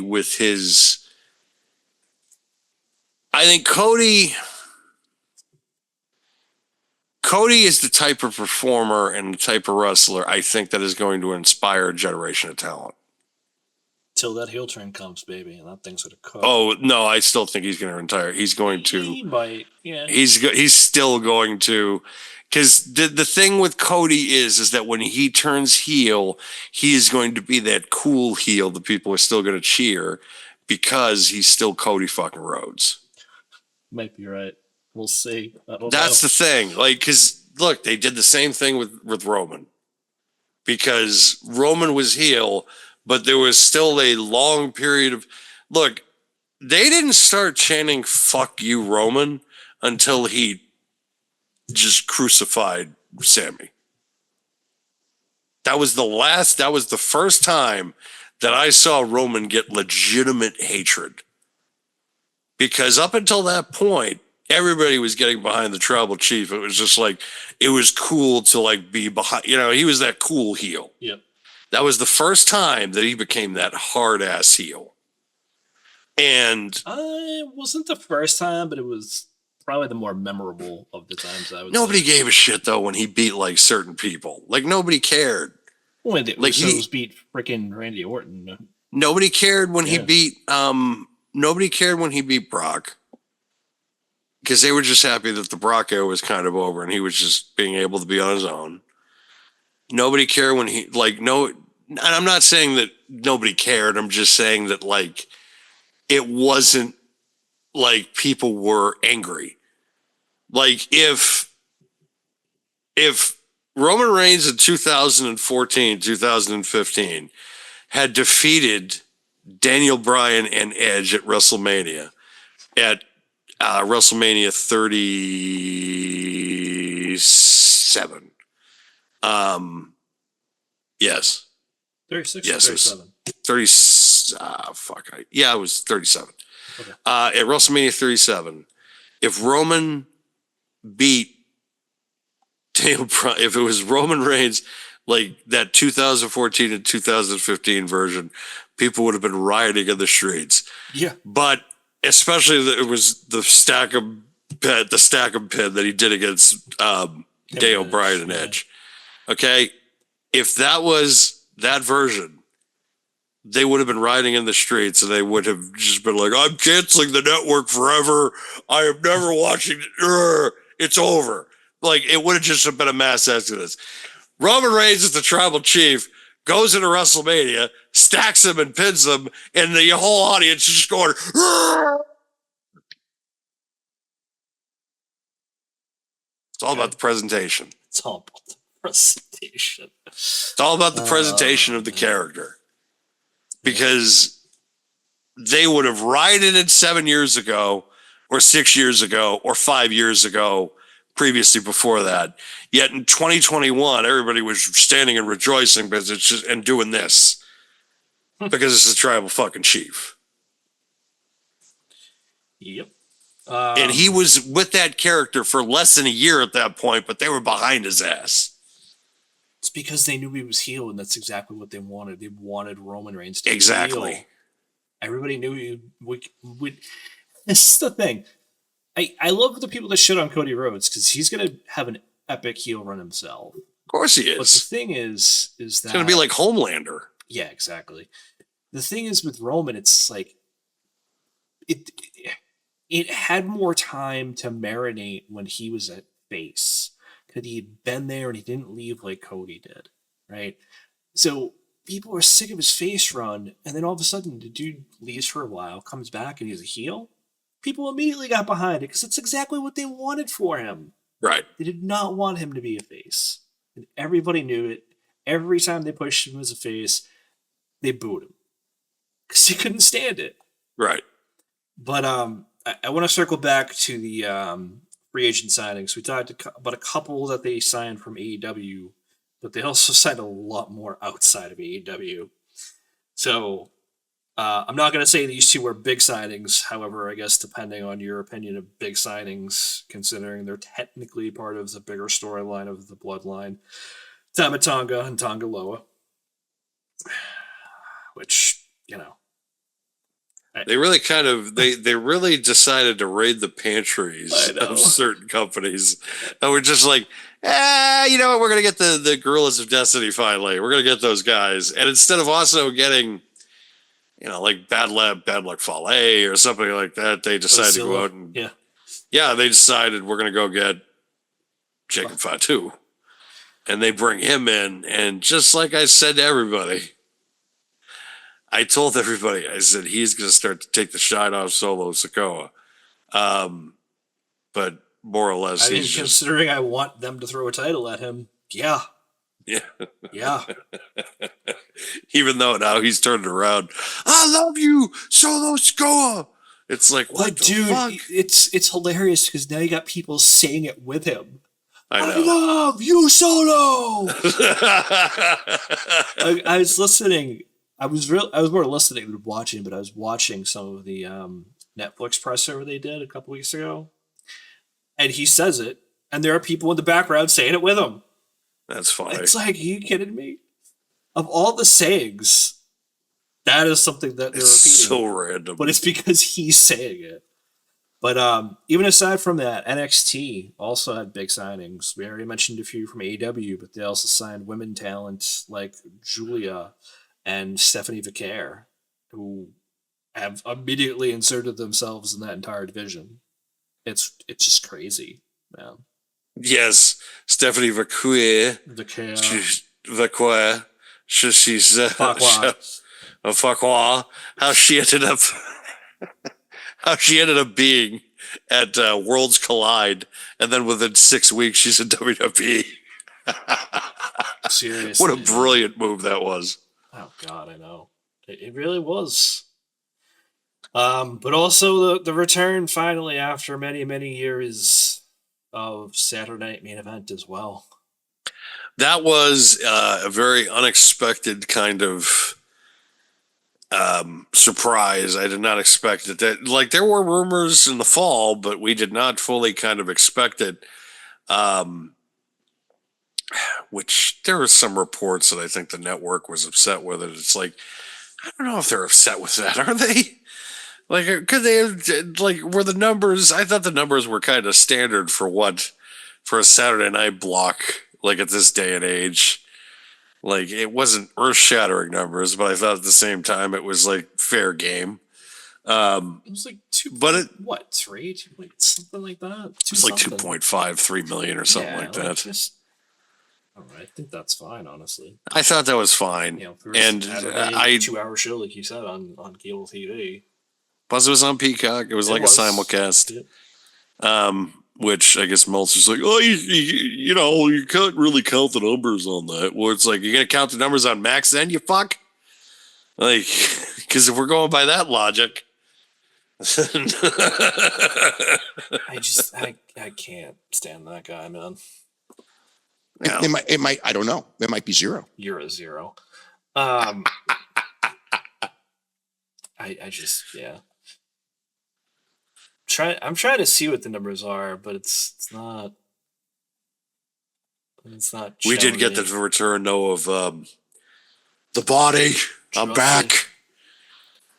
Yep. I'm back to talk about thermite paint. This is 2.3 and what I just looked at, so that makes sense. Yeah, I mean, listen, was I upset that Jesse only was there for one match? little, but at the same token, like, am He's in I? his 70s. Yeah, man. That's like, kind of my thought process. It's like you kind of got to give him the Jim Ross kind of treatment of just like, all right, we'll bring him in for the main event. And he did. I think he added enough to that main event where it's just like, okay, this is definitely he did his homework here. Yeah, and listen, I was glad, like I said a couple weeks ago when we talked about it, I was glad it was McAfee and not Graves. Because I feel like if it was Graves, I don't think there's that same dynamic that would have been able to take place versus McAfee. I didn't want to work with Corey. I didn't want to talk to him. I heard he doesn't like unions. He's against the unions, and it's like that damn Hulk Hogan. He's another heel. I can't talk to another heel. I can't talk to him. Bring in McAfee. The only How other about that heel Joe I can. Tessitore? Even though Mac doesn't like him. Yeah, man. You turn the corner on Tessitore. Nah, I don't know. I want to like him, but then he just does or says something stupid that I'm just like, come on, Joe, just shut up. Mac just wants an AI version of Gorilla Monsoon and Bobby Heenan. Oh shit, I'd go for that. Maybe me back. I'll come back. I'll be AI. You can bring me. You can pay me. It'll just be an AI version of the body. I can come back and do the entire show. Yeah! Oh my god. I ain't got time to bleed. The Gulf of Tonga. The Gulf of Tonga. Give you credit, man. Your Jesse's not bad. No, yeah. I feel like he's one of the few guys I can do. It's not Karrion Krosko. I feel like his is fucking perfect. Oh yeah, Karrion Kross is amazing. Sasso's is okay too. That's what I was about to say. Actually, Sasso's is good. Sasso, yeah, But Sasso is good, but I gotta go with Karrion Kross. they're neck and neck, man. It's so close. It is. Yeah, Karrion Kross and Will Sasso definitely have the best Just the Body impressions I've ever heard. I remember just. I think it was a couple months ago. I don't know who did it. I don't know if it was Chris Van Vliet, but they had Jesse on the show. I'm pretty sure it was Chris Van Vliet actually, because Yes. I know him and Karrion Kross are pretty close. And they had Karrion come out and do the imitation for him, and it was hilarious. And Jesse's kind of like cracking up, and Karrion Kross is like, "I'm so sorry if I offend you by doing your impression," and Jesse's just like, "The sincerest form of flattery is imitation, and I'm okay with you doing my voice." It's just fucking hilarious, though. Well, Jesse really can't complain of ripping people off because he can. All right. Superstar Billy Grant could come back and be like, "Hey." Yep. It's kind of like Dennis Leary with Bill Hicks. Like, Oh man. yeah, there's a few things here. What?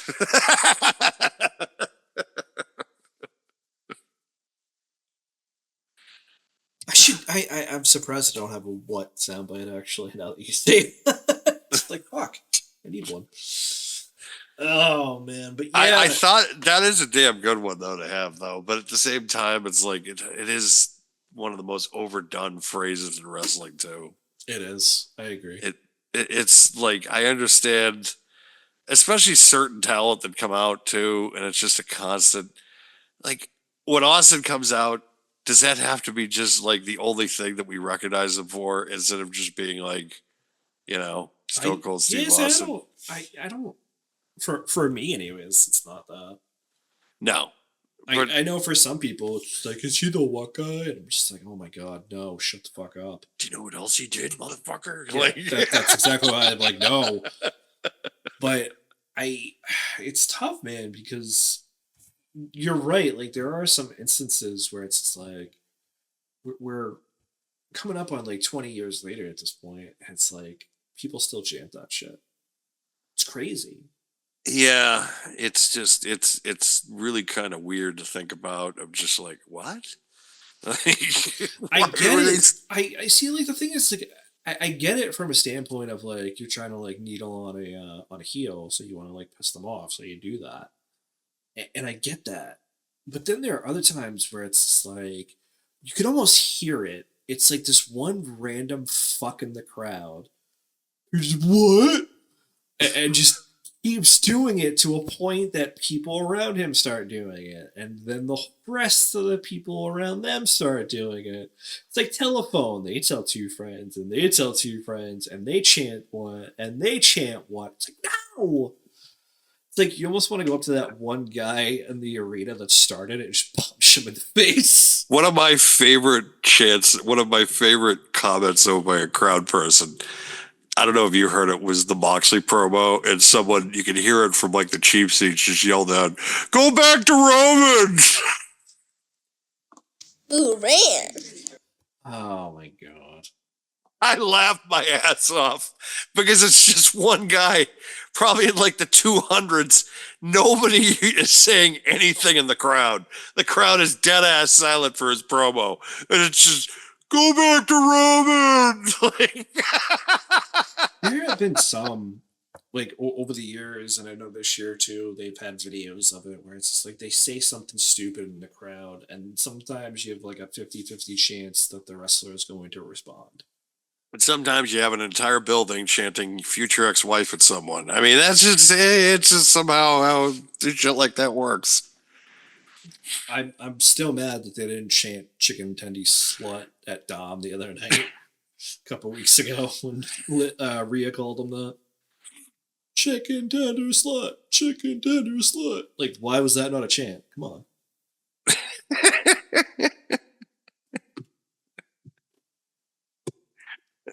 How many times how many times in the wrestling industry, if I called someone my future ex-wife, I'd like to know that list. I want to know a complete number.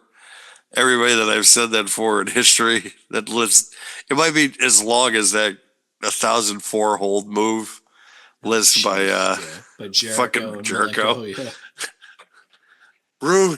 Move number 7, arm bar.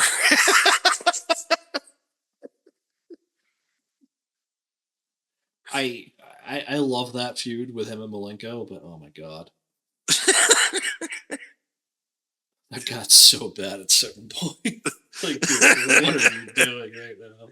He destroyed my list. He destroyed my list. He was so mad because somebody destroyed his list on him. All because Malenko had to be called the master of 1,000 holds, too. Like, oh my god, really? There were just so many things I have to sit there and be like, all right, that was funny. It was like, dude, I between that and like the taking off the mask of the luchadors, Jericho was ahead of his time at that point in time. In He was. WCW. He totally was. He's still just a dingus though now. Oh, One of my worst of the year. Like, it's just, God, it just talk about a year of just somebody who did nothing. I mean, just- he didn't do nothing. He was a Ring of Honor champion. But nothing of note, anyways. Like, just, yeah, okay, you're the Ring of Honor champion. Of just, what are you the ring champion of exactly? Like, do they have TV? No. Like, You know, it's funny. Every time we talk about this, I'm like, yeah. If you ask me how to find a Ring of Honor show, I would just blankly stare at you like, a what? Like, I don't know. I don't know where the hell to find that. it's like, where can I find this show? I don't know. Where can you find Ring of Honor? I also don't know. Like, I just, it is what it is, man. Like, I don't care. I don't care. it's hard because it's like, I want to. Listen, they had some good moments this year. How would we be? No.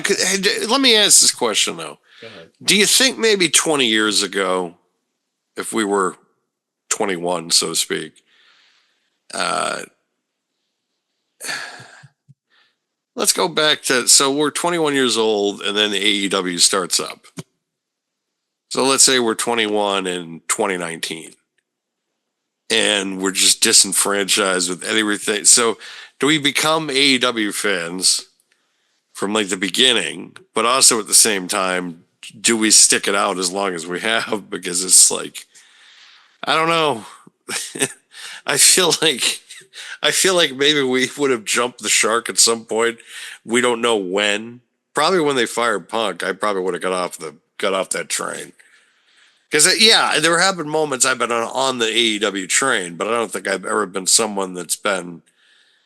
I'm not exactly been someone that's been a guy going from car to car. I may have been going on for one stop to like, I'm going from like Haymarket to Downtown Crossing, let's say on the Red Line or something. That might be on that fucking blue line. I don't know what the fuck line I'm talking about. Something. But it just, it might be the orange line actually. But you're going from, all right, so North Station to maybe Haymarket. Like that's kind of my, how long I've kind of given the company really any real kind of bit of thought really. And that's kind of been my thought process on them. And sadly, it's hard for me to feel like at the end of the day, yes, this is a company that I feel like I'm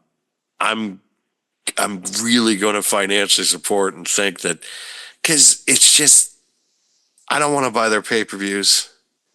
I don't want to watch their TV shows. I don't want to support their like, it's just, and I've wanted to go to maybe a show recently or two. I think maybe because of the intrigue of it, just because of the fact when they were in Springfield, like, if they come around to Worcester again, maybe legitimately I'll try and think about going. I don't know.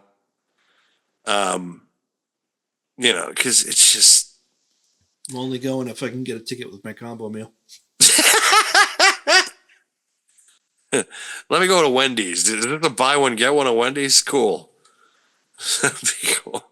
Like, go to some bar somewhere and it's just like, hey, if you buy a pitcher of beer, you get free tickets to Dynamite. Cool. All right, I'm game. Let's do it.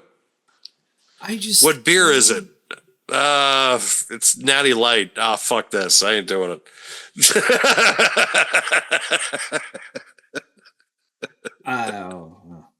Yeah. I don't know if I can handle Natty Ice anymore. Oh God, man. What was the beer that you just that immediately when somebody just brought it out, you were just like, why did it even come? Fuck. Natty Ice, I think, was up there for me. Natty Ice, and then there was one of the Millers. I forget which one it was, but one of the Millers too. I was like, Was it Miller Lite, maybe? No, it wasn't Miller Lite. Yeah. It was like a golden can Miller. That's all I remember. Oh. And I'm just like, because actually Busch beer I didn't mind. a lot of beer I don't mind. Busch was not bad. Pabst Blue Ribbon wasn't bad. But there were like I Bud Light was one of them I just hated. Ugh, I just couldn't do it because I could just down them. Right, but you That's know, probably why I didn't hate them. right, exactly.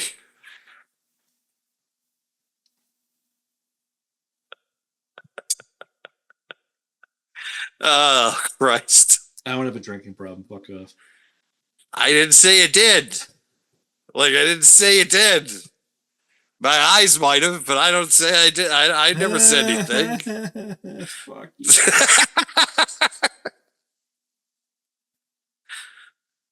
I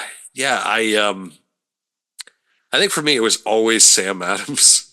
It was like Sam Adams or bust. If they didn't have it, I'd maybe buy my own. I'd be like, ugh. There was some beer though that too. I wouldn't say I was a snob either because again, I would drink stuff that was cheap. I just never would go like the Bud Light route. I would get something cheaper than Bud Light that I thought was better than Bud Light. It just depends Like, on the mood. Absolute Ribbon. I never really got super picky about it. If I wanted something like good to drink, I'd also go like the Sam Adams route, or an equivalent. Like there are so many different beers out there now compared to then too. But yeah, if I just wanted to drink, I would just fucking get shit based on Bud Light. Let me- I didn't care. Let me give you also a piece of advice to any of the kids out there, because I want to try to be a public service announcement for children once in a while and give them advice. Never binge drink Sam Adams. Sam Adams is not a binge drinking beer, as far as I'm concerned. Because you're hurt. You're not gonna. The next day is gonna fucking suck. Especially when your friends Like- like drinking games. Just saying. Fucking assholes. If you're gonna play God drinking damn it. games, that's why the Bud Light is there. Yes, no, that's true. Yeah, but you never want to binge. But I remember one night I was at TGI Fridays with some friends, and I probably drank like 5 or 6 of the Sam Adams Tall Boys in like 45 minutes, and that was not fun. That was not a fun experience whatsoever. And, Yeah, I can't imagine why.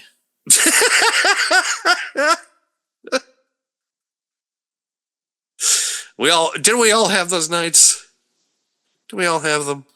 More than I would like to admit. Yeah, except now we're older and we just do other things to bide our time instead of just damaging our livers. Like, again, I think my liver is probably the best thing. Like, hey, how's it going? Life's good. And everything else is just like, fuck you, asshole.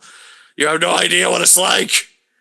So the liver's just like, no, yeah, you're wrong. I do have some kind of knowledge. Right. You ever drink with these two assholes named Johnny and Mac? Like,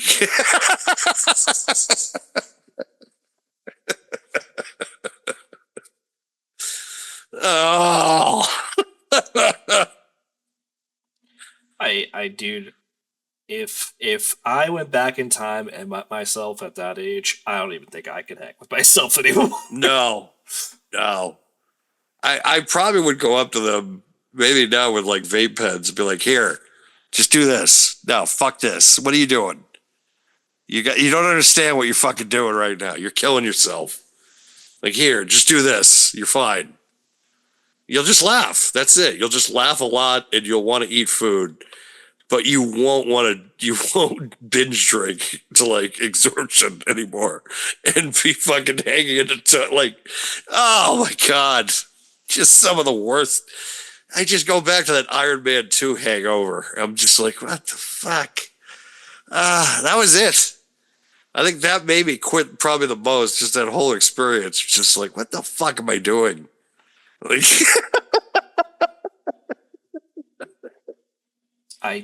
what am I doing? Dude, I can't hang anymore.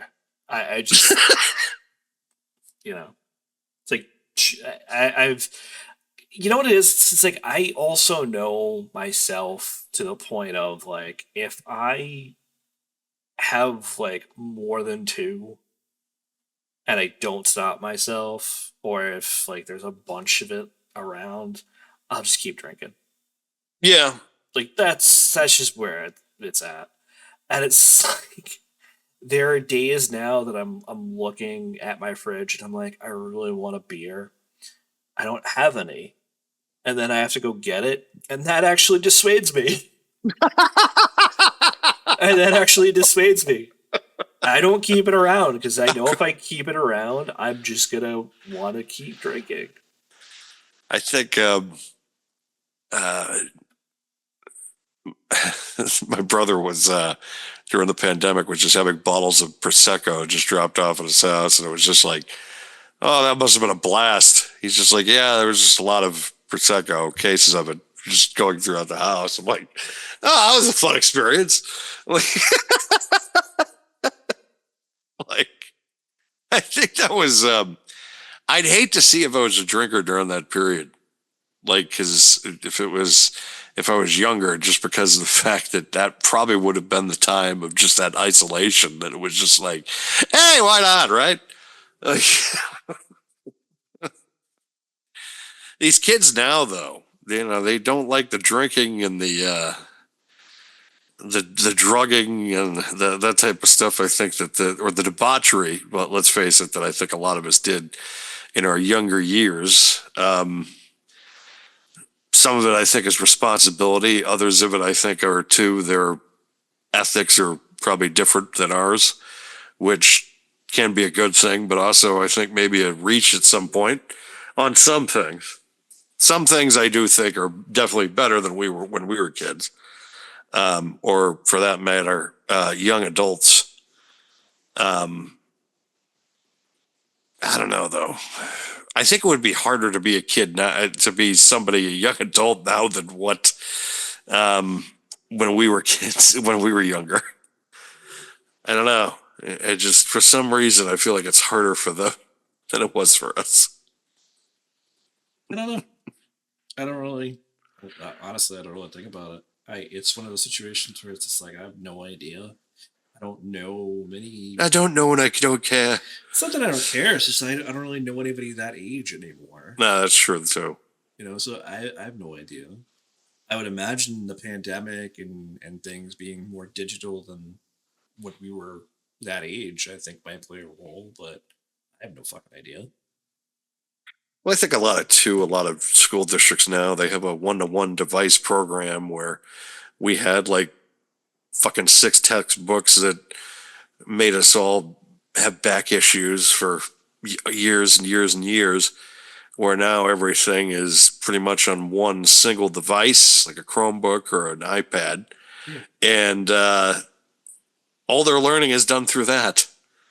And they're able not only to do their learning through there, but they're also able to use Spotify or Netflix or other apps, where it's just like it's now become not just a learning resource, it's become a gateway to other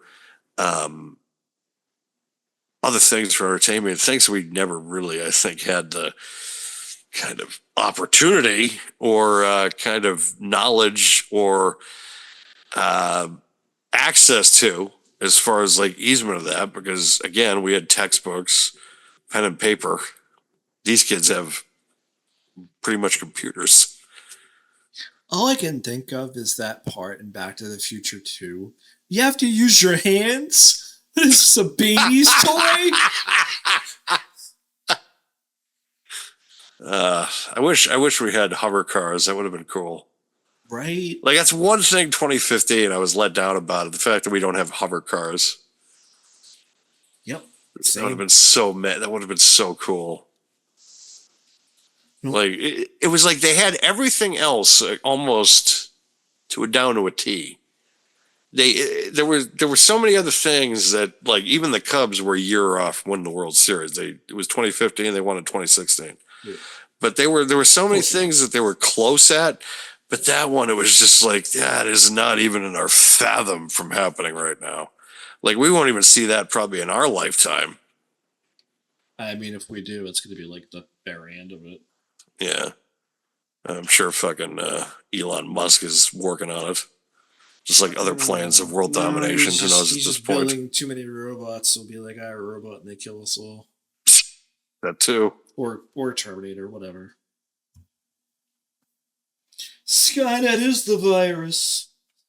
Well, if it's not Skynet, it's China. If it's not China, it's Skynet. If it's not Skynet or China, it's going to be a meteor. If it's not any of those, it could be, well, who knows at this point?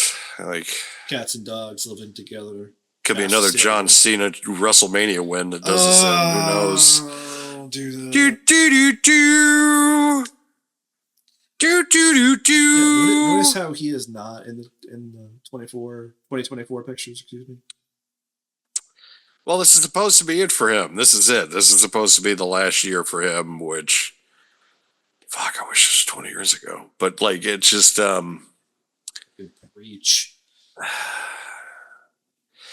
Yeah, I have respect for him in the sense that he was champion during maybe the darkest time for the company ever.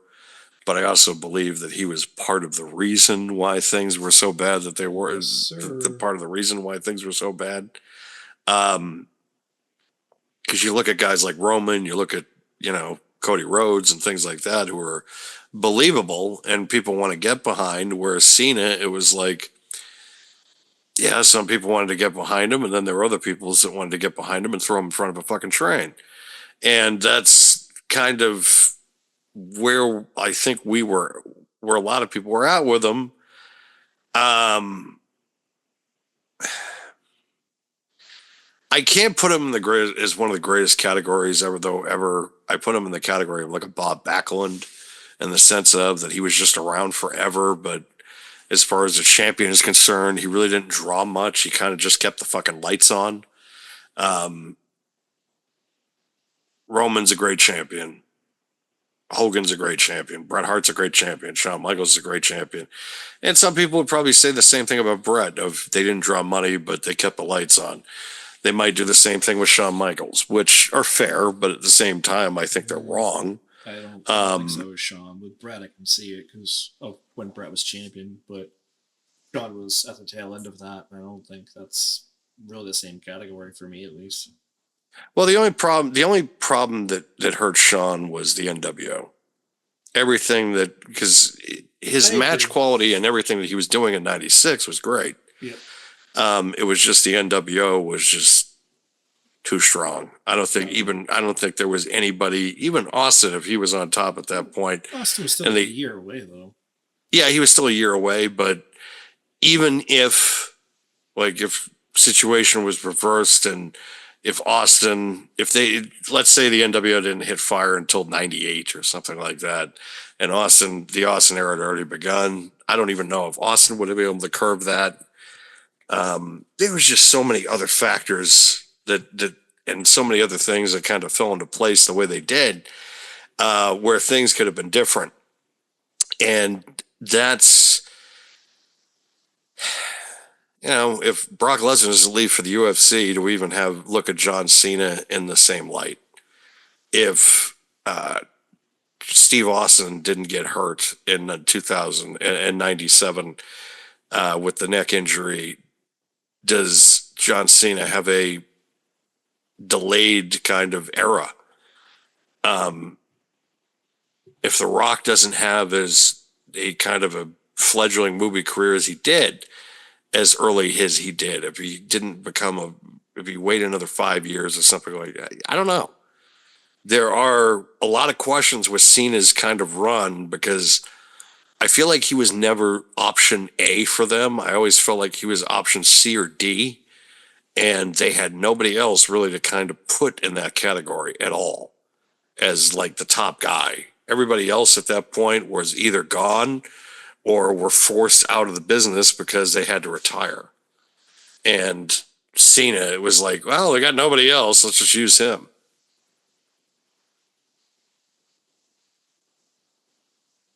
Because you think about argue Kurt too. Kurt left. Yeah, Kurt left in 06. It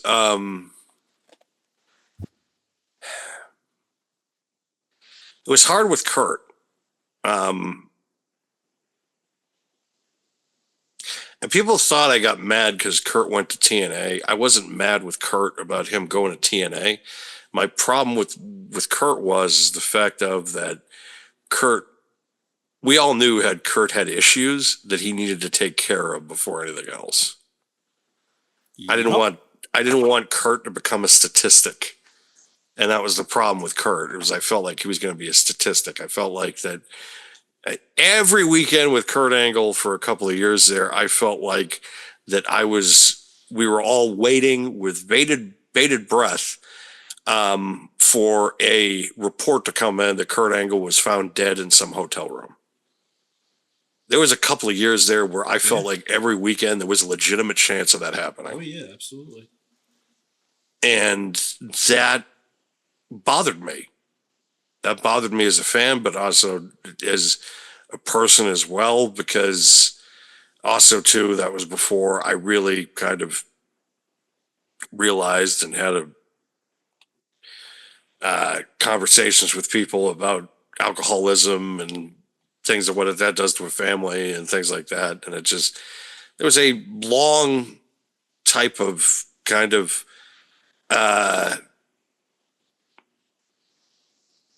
feeling that I had for him of just of kind of anger of just what are you doing to yourself? Because he was somebody that you looked at as someone that was he was supposed to be a beacon of light for the industry instead of someone that because he was an Olympic hero and you wanted him to become and be this kind of Olympic hero, this barrier of truth, honesty, and things of that nature. And instead of someone that was a junkie, unfortunately, and was probably going to end up a statistic if he didn't get help, like everybody else in the business of, a quick draw Rick McGraw or a Kurt Hennig, where Kurt Hennig's ending never should have happened the way it did. That ending for him was unbelievably tragic and terrible. And there are other guys that also had past habits that caught up with them, like Eddie Guerrero. Eddie Guerrero shouldn't have been died at 38. Roddy Piper shouldn't have been dead before the age of 60. Or before the age of 65. There's a lot of things, a lot of guys that died really young and shouldn't have, but the industry swallowed them up whole. They passed away young, or they had these brutal drug problems. And that's the same thing that happened with Kurt Angle.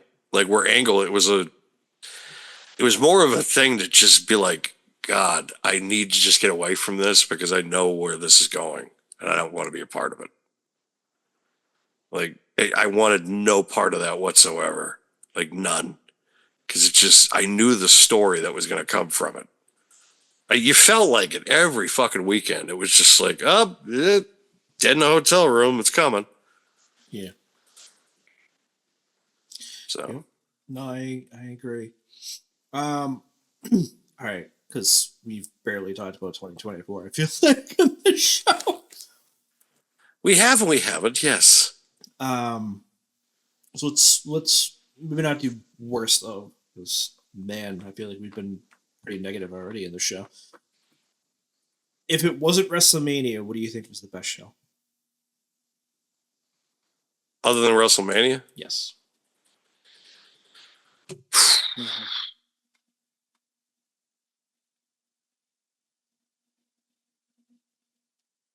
That's a tough one because Survivor Series was damn good, but so was SummerSlam. I was at the Rumble, but it was kind of mid.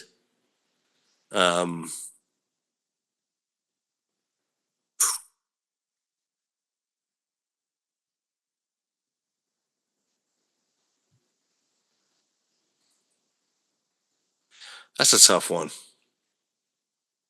That is a really, really tough one.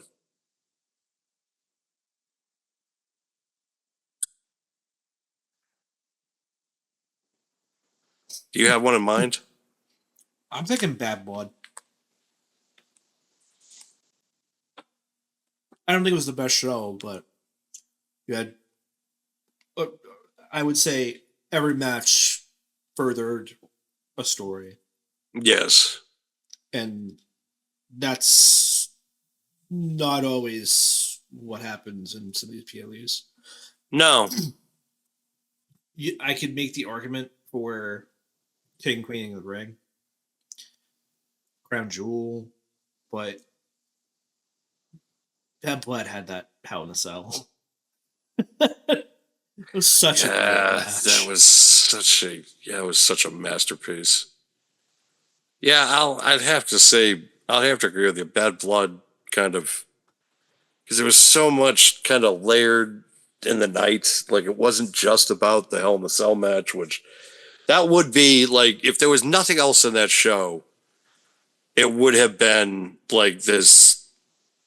It already would have been like a great show, Right. but that was everything else a part of it, including that was the Roman Cody main event, right? That was Like, that was another reason why. Okay. That was because just the star power of that. Even though you could make the argument with the War Games match this year, the men's one, that the star power from that, because Punk and Roman just created magic together on that one.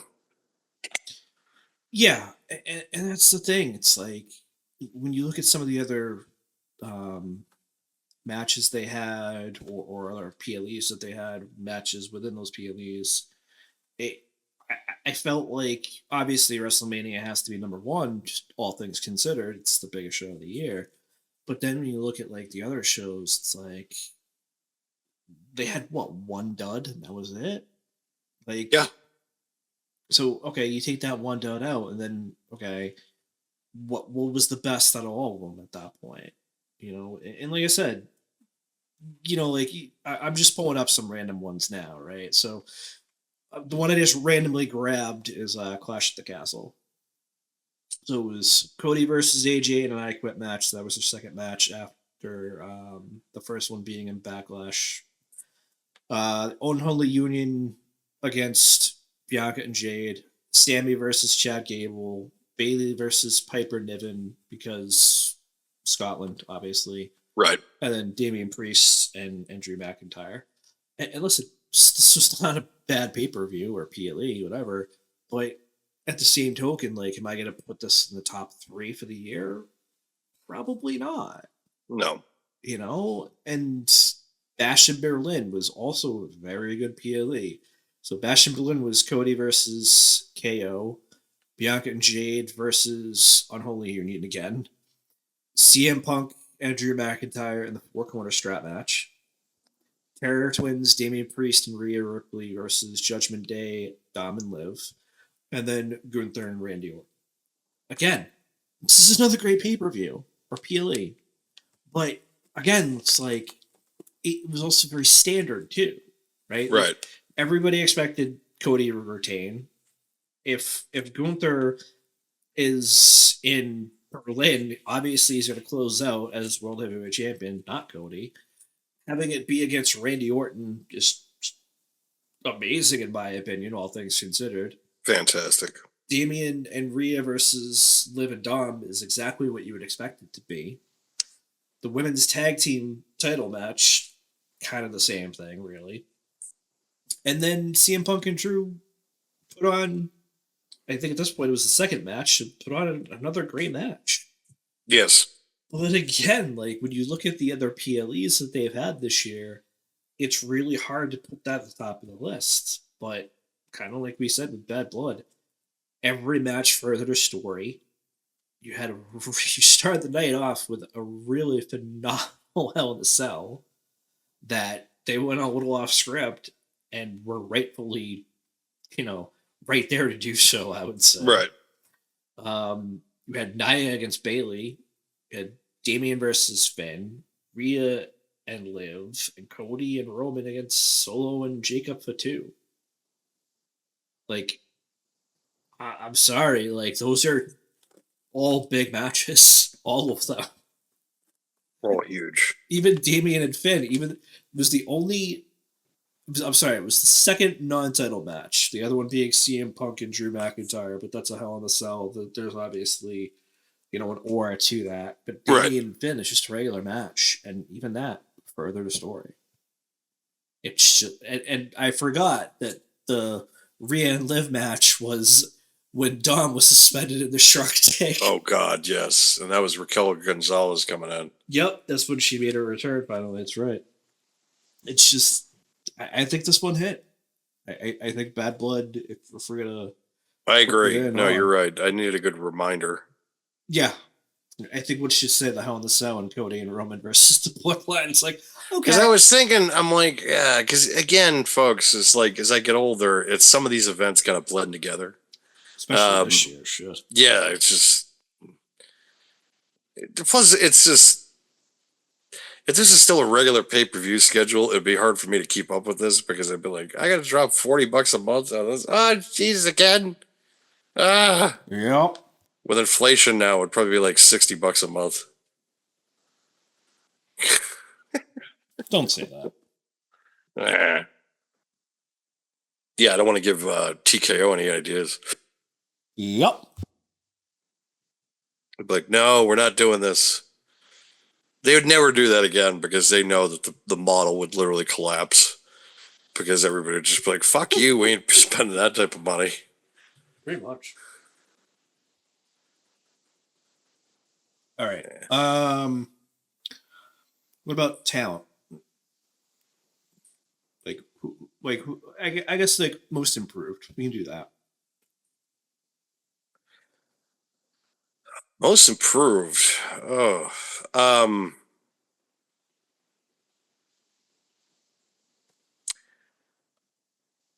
It's hard because it's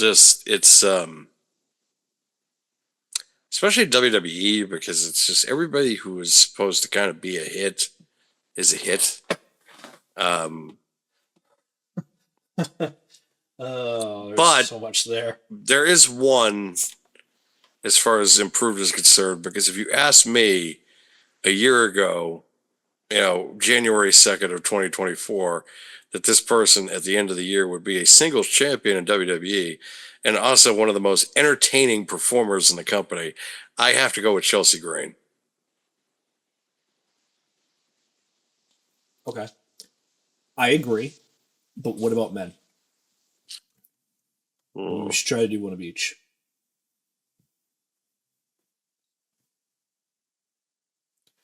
I think the guys are a lot harder. Because kind of like you said, it's like whoever would be considered most improved should already be at that level anyways. Yes. I would say just based on 2024 alone. And I get that there's like so many caveats to saying his name, but I would have to say Damian Priest. I was thinking that only because the fact that, again, like, he was always kind of like in Finn's shadow to me for a long time. Or an Edges Edges for that, or Copes. Sorry, yeah, you said Edge. It's like it's Cope. I just can't cope. I'm sorry. I know. I just can't cope with this name change. He always he was there, but he never was able to really separate himself. Where I felt like this year he separated himself. Even more so than winning the Money in the Bank. Because the Money in the Bank is. But there's a lot of guys who have won that briefcase that did nothing with their careers. Whether it's their own fault or it's because of politics. And Damian Priest actually benefited from being the Money in the Bank winner because they booked him properly. He improved immensely in ring where, excuse me, he's one of the bigger, as one of the bigger stars in that company, and that's somebody over like 6'6". He's a real, like, safe and kind of like just glides in a wrestling ring for a guy his size. And that is a special talent now where it's like, a year ago, it was just like, he was punishing Martinez just like 5 or like 6 or 7 years ago. And now he is a formidable main event talent in WWE and someone that won at WrestleMania, cashed in, and is a household name because of it. Of course, I did see a lot of this coming because I knew when they put him with Bad Bunny, I said, it's going to be easy for them to now see that this guy is talented enough to kind of raise, and that's what they did. They did it with the Edge thing with Judgment Day, and then he was able again to be like Liv Morgan, who I said when Liv Morgan with Rhea Ripley got hurt, I said about Liv Morgan, I said, she's got to get herself over and turn this negative into a positive. And that's exactly what she did. And Damian has been able to carry himself to be a beloved babyface and someone that people want to root for, especially too going up against guys like Finn Balor and Dominic Mysterio. And also his promo work got a lot better because the stuff that he was doing with Judgment Day backstage, almost being like Bob Saget in Full House, of just being like this sitcom dad, of just being like, again, Dom, seriously. It didn't get old though. Oh, it didn't. No. But it's just like every day he's just like sitting there and he's just like, again with this. Yep. I just want to defend the title.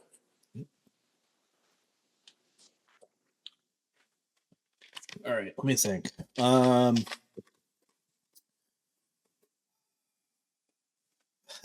I'd say least improved, but I think the answer is Ricochet. For male, yes, it's Ricochet, and female, it's Mercedes. Like it's not even. Yeah, I could see that. And well, she's had some good matches. And Okay, she's had decent matches, but as a character and as a persona, she's been the shits. Yep. Yep. So. I don't know how to phrase this one. I guess the best way to say this or ask this would be your favorite what the fuck moment. AEW showing the CM Punk footage. Okay. I'll give you that. I was thinking the New Day with Big E. That wasn't like a what the fuck. That was just more or less just like Kind of was. wow. Yeah, I think it kind of went what the fuck for some people though. Well, when I think what the fuck, I think that that's just like baffling. Like why did you do that? I mean, and all things considered, I think you can still say that about that segment. Yeah, because it's just that to me, because it was one of, if not the dumbest thing I have seen. Like Vince, even in the 90s with the Billionaire Ted skits, that was parody. Yeah. That was out of like parody, and that was out of making fun of Ted Turner. This was just trying to discredit someone who really didn't discredit him, because everything he said happened in the tape. So all it did was validate the former top guy for the company that was fired the previous fall. Yep. And it was in retaliation to an interview that he gave where he talked negatively about the company and his experience working for the company. And they decided 3 days after WrestleMania, and after one of their former EVPs who left the company is now crowned the world champion after beating Roman Reigns, in retaliation to all that, they decide, hey, let's play the footage of Punk beating up Jack Perry. And again, everything that Punk said happened in the tape happened. So it did nothing for AEW. Supposedly, Tony Khan believes, though, also, that them showing the tape helped them in their negotiations with Warner Brothers Discovery, which I ask you again, how the fuck is that even possible? Well, I don't think he lives in reality, unfortunately. So that's true. All right. Other than the Bloodline, what was your favorite, I guess, storyline? Punk and McIntyre. Yeah, I'll give you that. It was. I mean, honestly, for me, it's between that and Liv and Rhea. Yeah, you see, Liv and Rhea had good, but there really hasn't been a conclusion yet. That's true. Where That's Drew true. and Punk, there was a definitive conclusion. Yeah. Yep. Like I still think of Rhea and Liv as incomplete. Yeah, I agree. All right, biggest return for you. Hmm.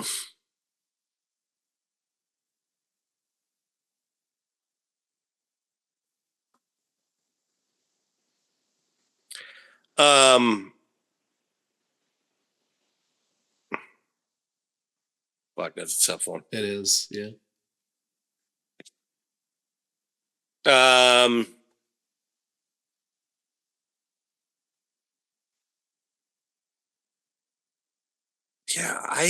that is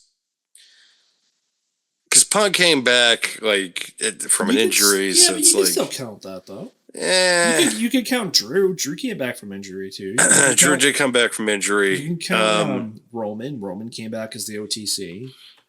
So there have been a few. I don't think Rhea from injury as well, obviously. So I mean, there are definitely a few. I don't think there's any that are like, record breaking or anything like that. But there are still a few to choose from.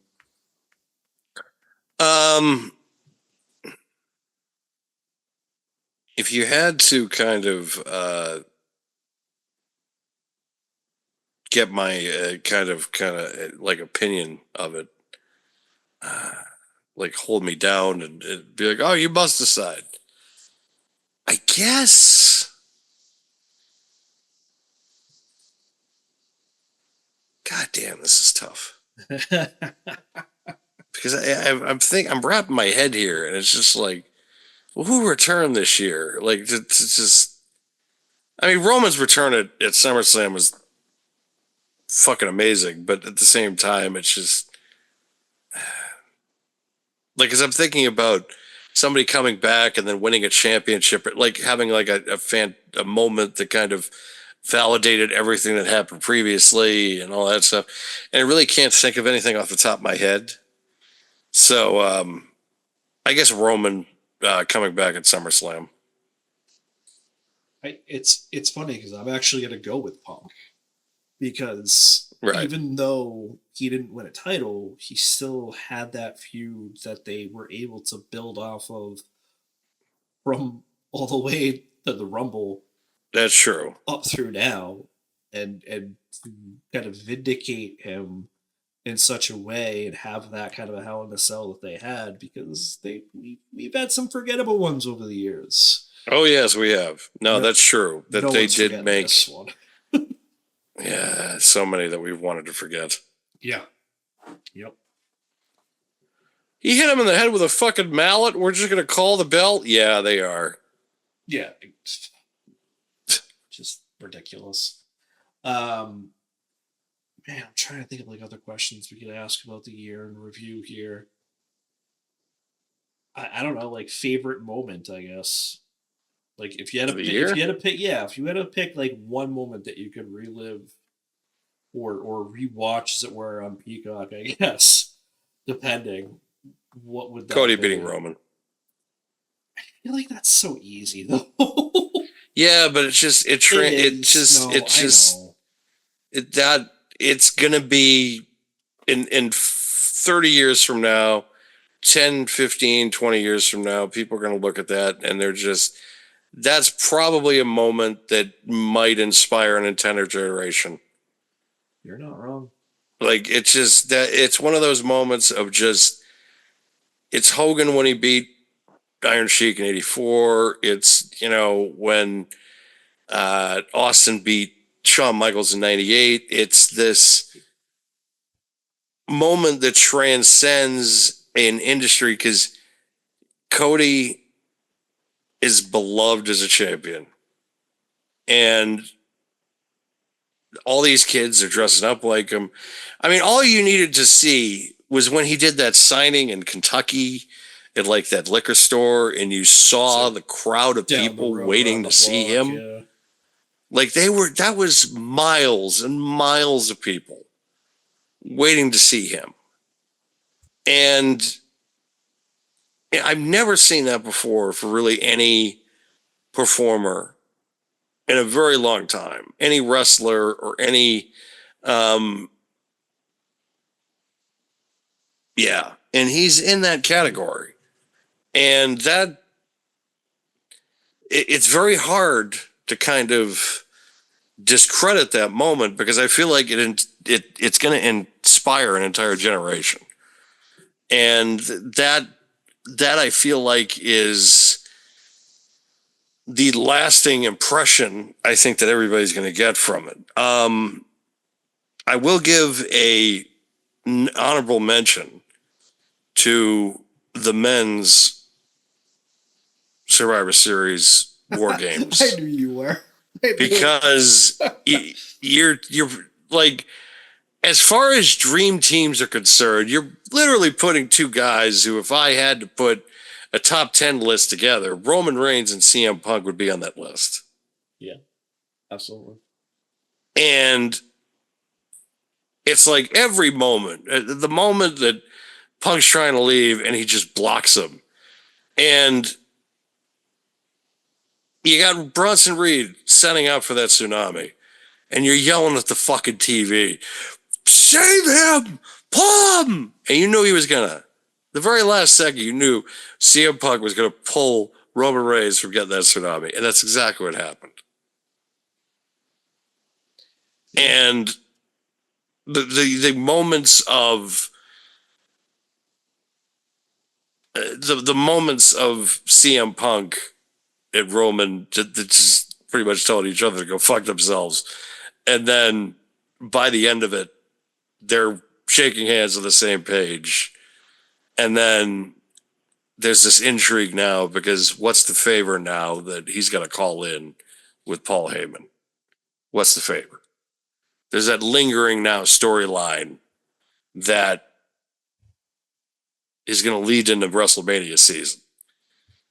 And it's all this intrigue and all this mystery surrounding WrestleMania season now, because where does John Cena land? Where does The Rock land? Where does Cody Rhodes land? Where does CM Punk land? Where does Roman Reigns land? Because nothing is for sure right now. I Nothing. think it comes down to The Rock. It does come down to The Rock.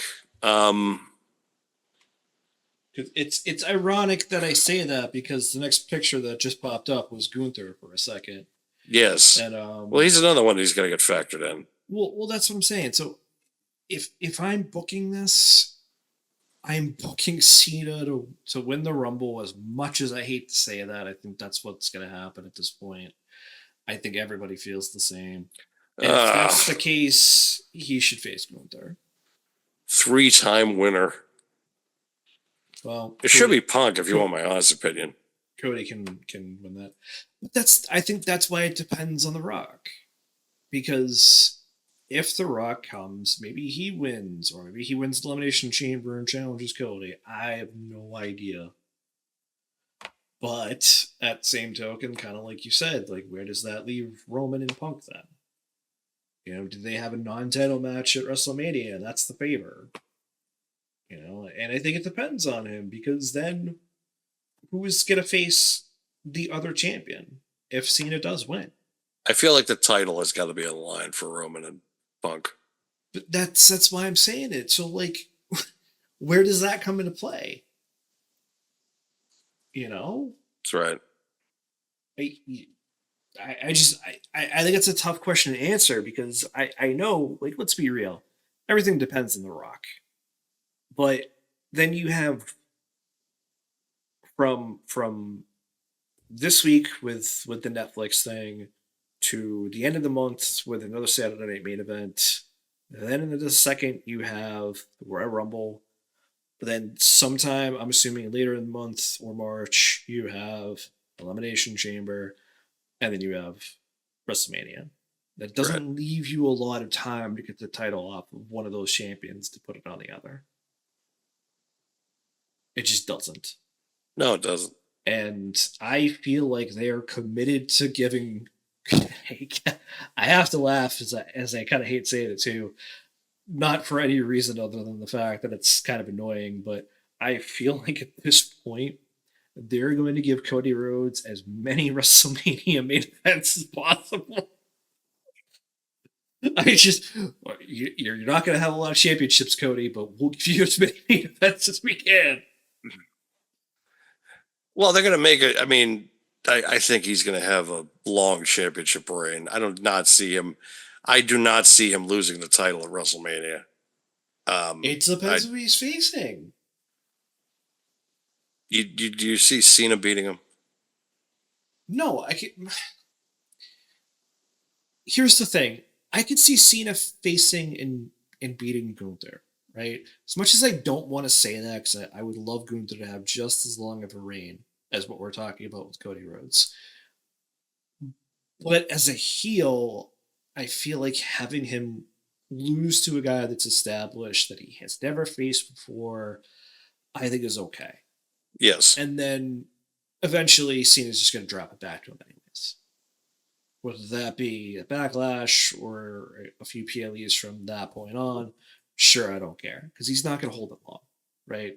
They're going to try to give Cena legit matches, like with guys that he's probably wanted to face, whether it be again or for the first time or whatever.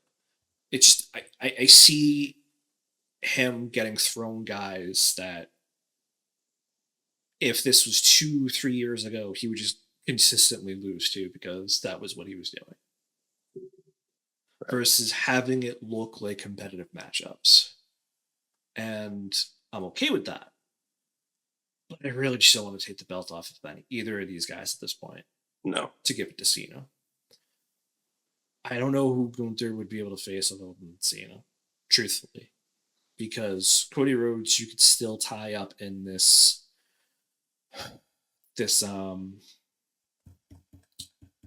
Goldberg. Wow, no, fuck that. No. Get out of here with that shit. No, I actually just had a really great thought that just entered in my head. I think Roman should win Elimination Chamber and face Cody Rhodes. And I think the favor should then be a triple threat match with Cody and Roman and CM Punk. Triple H, listen to the show and book it.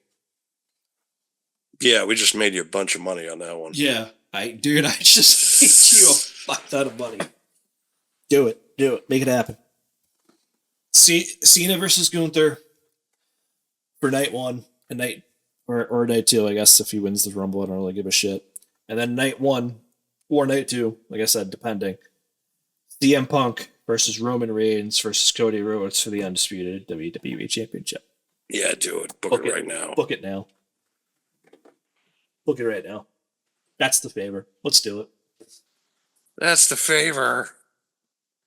The favor no ones matter that what, I I have can insert it into the match. Yep, exactly. Oh man. Because I don't see Cena facing Cody. I think that's stupid. Right? I know that's getting floated around now, but I think that's dumb. I think him winning the Rumble is stupid. I don't disagree. I don't care which he doesn't wins. need it. He doesn't need it. Like he can, like he So doesn't who's he need it. facing He's You're making the argument for me right now with the that's the problem here. Exactly. It's like this Rumble, because this Rumble is. There's only really 2 names at the top of the list right now as far as the winning that Rumble. And they're both part-timers, which is annoying. Who? It's John Cena and fucking Rock. Oh, okay. I'm sorry. I misunderstood. Because, like, maybe right. Punk, maybe.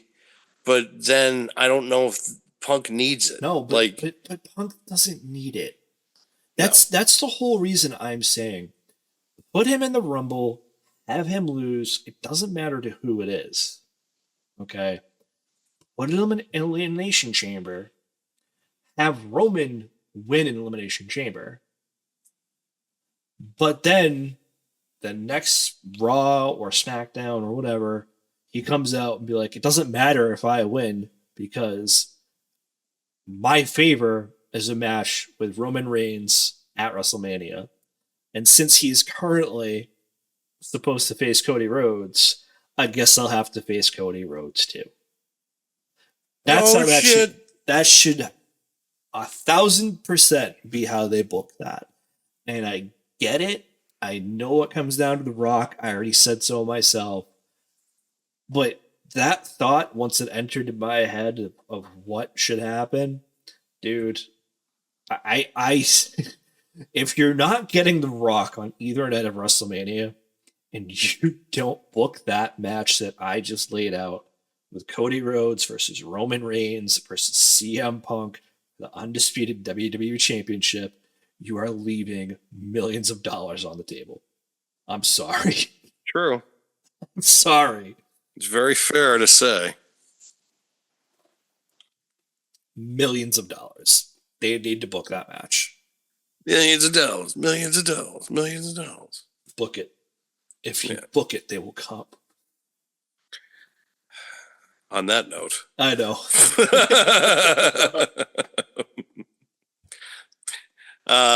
Thank you again for everybody who did listen in 2024. 2025 is going to be a really, I think, exciting year again for us. We're definitely now getting more of a kind of rapport with some fun people too. So I'm sure some interviews and guests will be coming along our way. We need to get Scott back on for sure. Oh, without question. I also going to try to get us some collabs. I want to start working with some other people too.